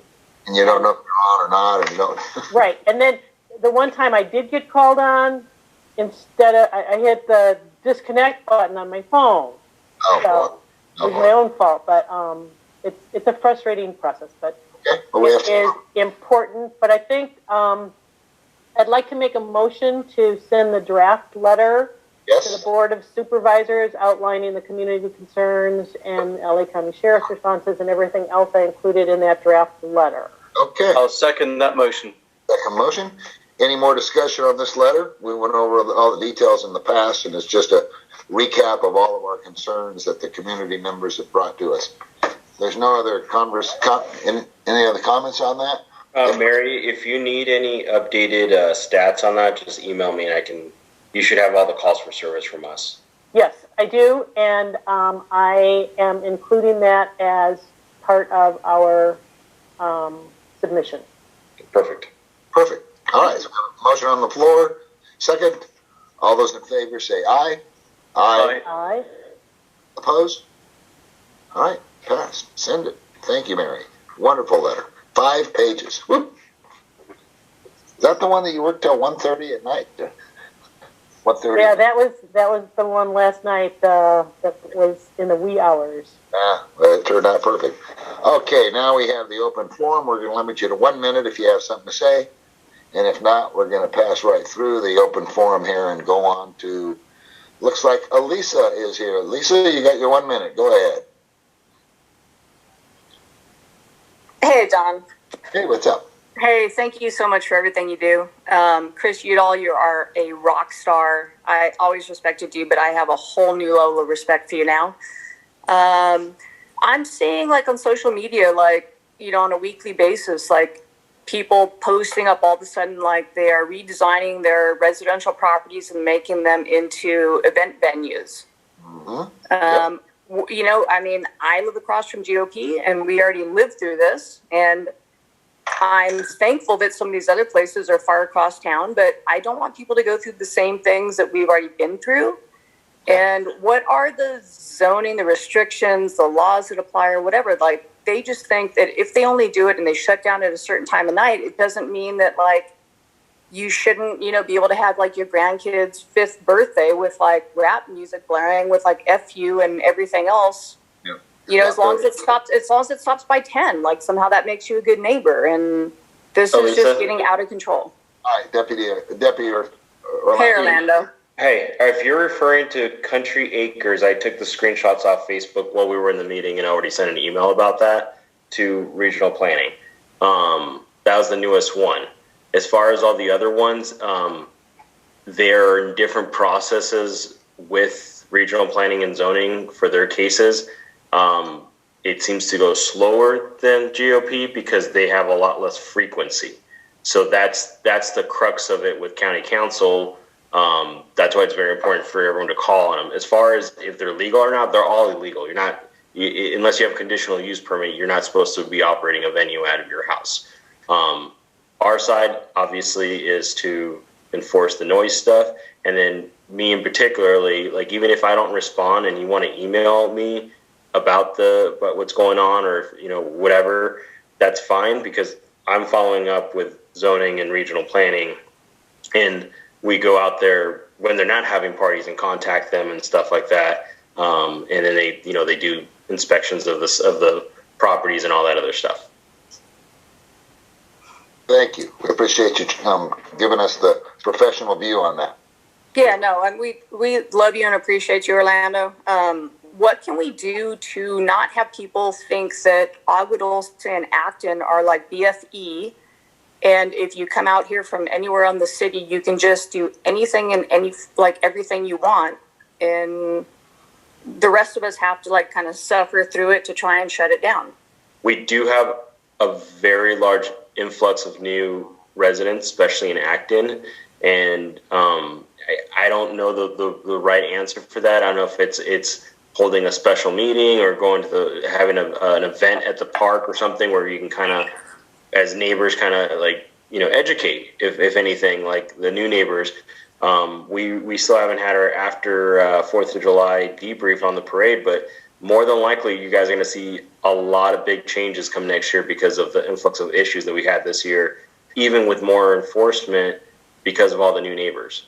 The new families that brought in, you know, water buffaloes and the alcohol and all that other stuff. There was a lot of other issues after the parade that we've never had an issue with, and all of a sudden it's like, what is this? We absolutely saw that. And then, like, you know, you're parked next to someone that is playing really inappropriate things for a family to be around. So it's unfortunate because, you know, the only way to kind of mitigate a lot of that stuff is to make it into Disneyland, where everyone it's pedestrian only. You can't park your RVs and you can't bring anything in. And, you know, that's maybe obviously we haven't had our meeting yet, but that's based on the problems that I was seeing. Those are the only solutions I can come up with, because other than that, it's going to be impossible to mitigate all the stuff that people bring in when they have the infrastructure there for 2 weeks. Was it residents or was it people from out of town? It was new residents and some people from out of town, and it was after the parade was over. Okay. All right. Thank you very much. Look forward to hearing what the report on that shows. Yeah. Next up, we have high-speed rail update. Pam Walter. I don't think she's here. Hey, Don. Yes. I just, because of open forum, I just want to make sure that the council is aware there were so many questions, comments along the chat, and I'm sure Mary's going to capture them, but I feel like there might be some that she wants to reach out to directly because of what was posted on there. So I know that we couldn't get to them all, but I just wanted to kind of point that out, that there were numerous. It was on fire tonight. Yep, I saw them growing, and I'm sure. So we appreciate that. Appreciate your help too, Cindy. Okay, so we have new business. 13025 Sierra Highway. Mary. Yeah, Don, this is something I put on the agenda at the request of the neighbors here in Sleepy Valley. This property is zoned R1. It's located on the Sierra Highway between Center Street and Steel Avenue in Sleepy Valley. The property was sold last year. The new owner has probably half a dozen commercial dirt dump trucks and some other equipment. They've also installed an above-ground diesel storage tank. So it's September 17th, and the start of it is 4 p.m., check-in at 2, and ending approximately at 5 p.m. I have the permit in front of me. So, all right. You are just a wealth of information. We are so lucky that you stick around. Thanks. She's on it tonight, that's for sure. Yeah, I love that. Well, we're going to just make sure to rub it in CHP's face next month, or we will. We will. All right, Candy. We're going to you. Only 6. Only 6 this month. All right. Parks and Trails, Mary. Nothing to report. Okay. Water stewardship, that's me. Wells are not looking real good this year, so just kind of do whatever conservation you can. Number one culprit we're finding out is stuck sprinkler valves. which have a habit of draining 4,000 gallons without you knowing it.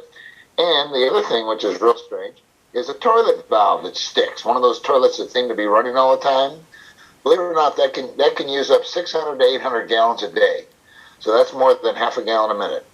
So if you've got one of those toilets running, close it off. Okay? Ways and means, Scott. Nothing to report. Okay. Disaster planning, is Gary here? Or Chris? Yeah, I attended the Acton Aguadilce Amateur Radio Club open day over at the Acton Park the other day. And then Mary and I have been chatting about some things we might do with the fire department to try and reignite the local CERT community once the women's club opens, but we'll table those for September. Okay, sounds good to me. Acton Town Council Liaison, Lillian. I think she's, from Lillian. Okay, all right. So, I know they're battling the same thing we're battling. They're just battling it even greater than we are. But they were, they had some fierce comments on the garbage disposal district. So hopefully the county has an open ear to those of us that are in the rural areas that 3 p.m. be a Princessa Metrolink station. So take your TV set down there. Association of Rural Town Councils having a meeting July 27th, 7 o'clock. Location to be determined. Tentatively set up for the Court Sale Library. Santa Clarita River Watershed Area Steering Committee, August 4th meeting. Links and details can be found on our agenda. Our next regular meeting is September 14th via Zoom. And I think that's it. If I can get a motion to adjourn. Hey, Don, I have a quick question. It was in the chat, but I also, from my own personal, is there any way that we can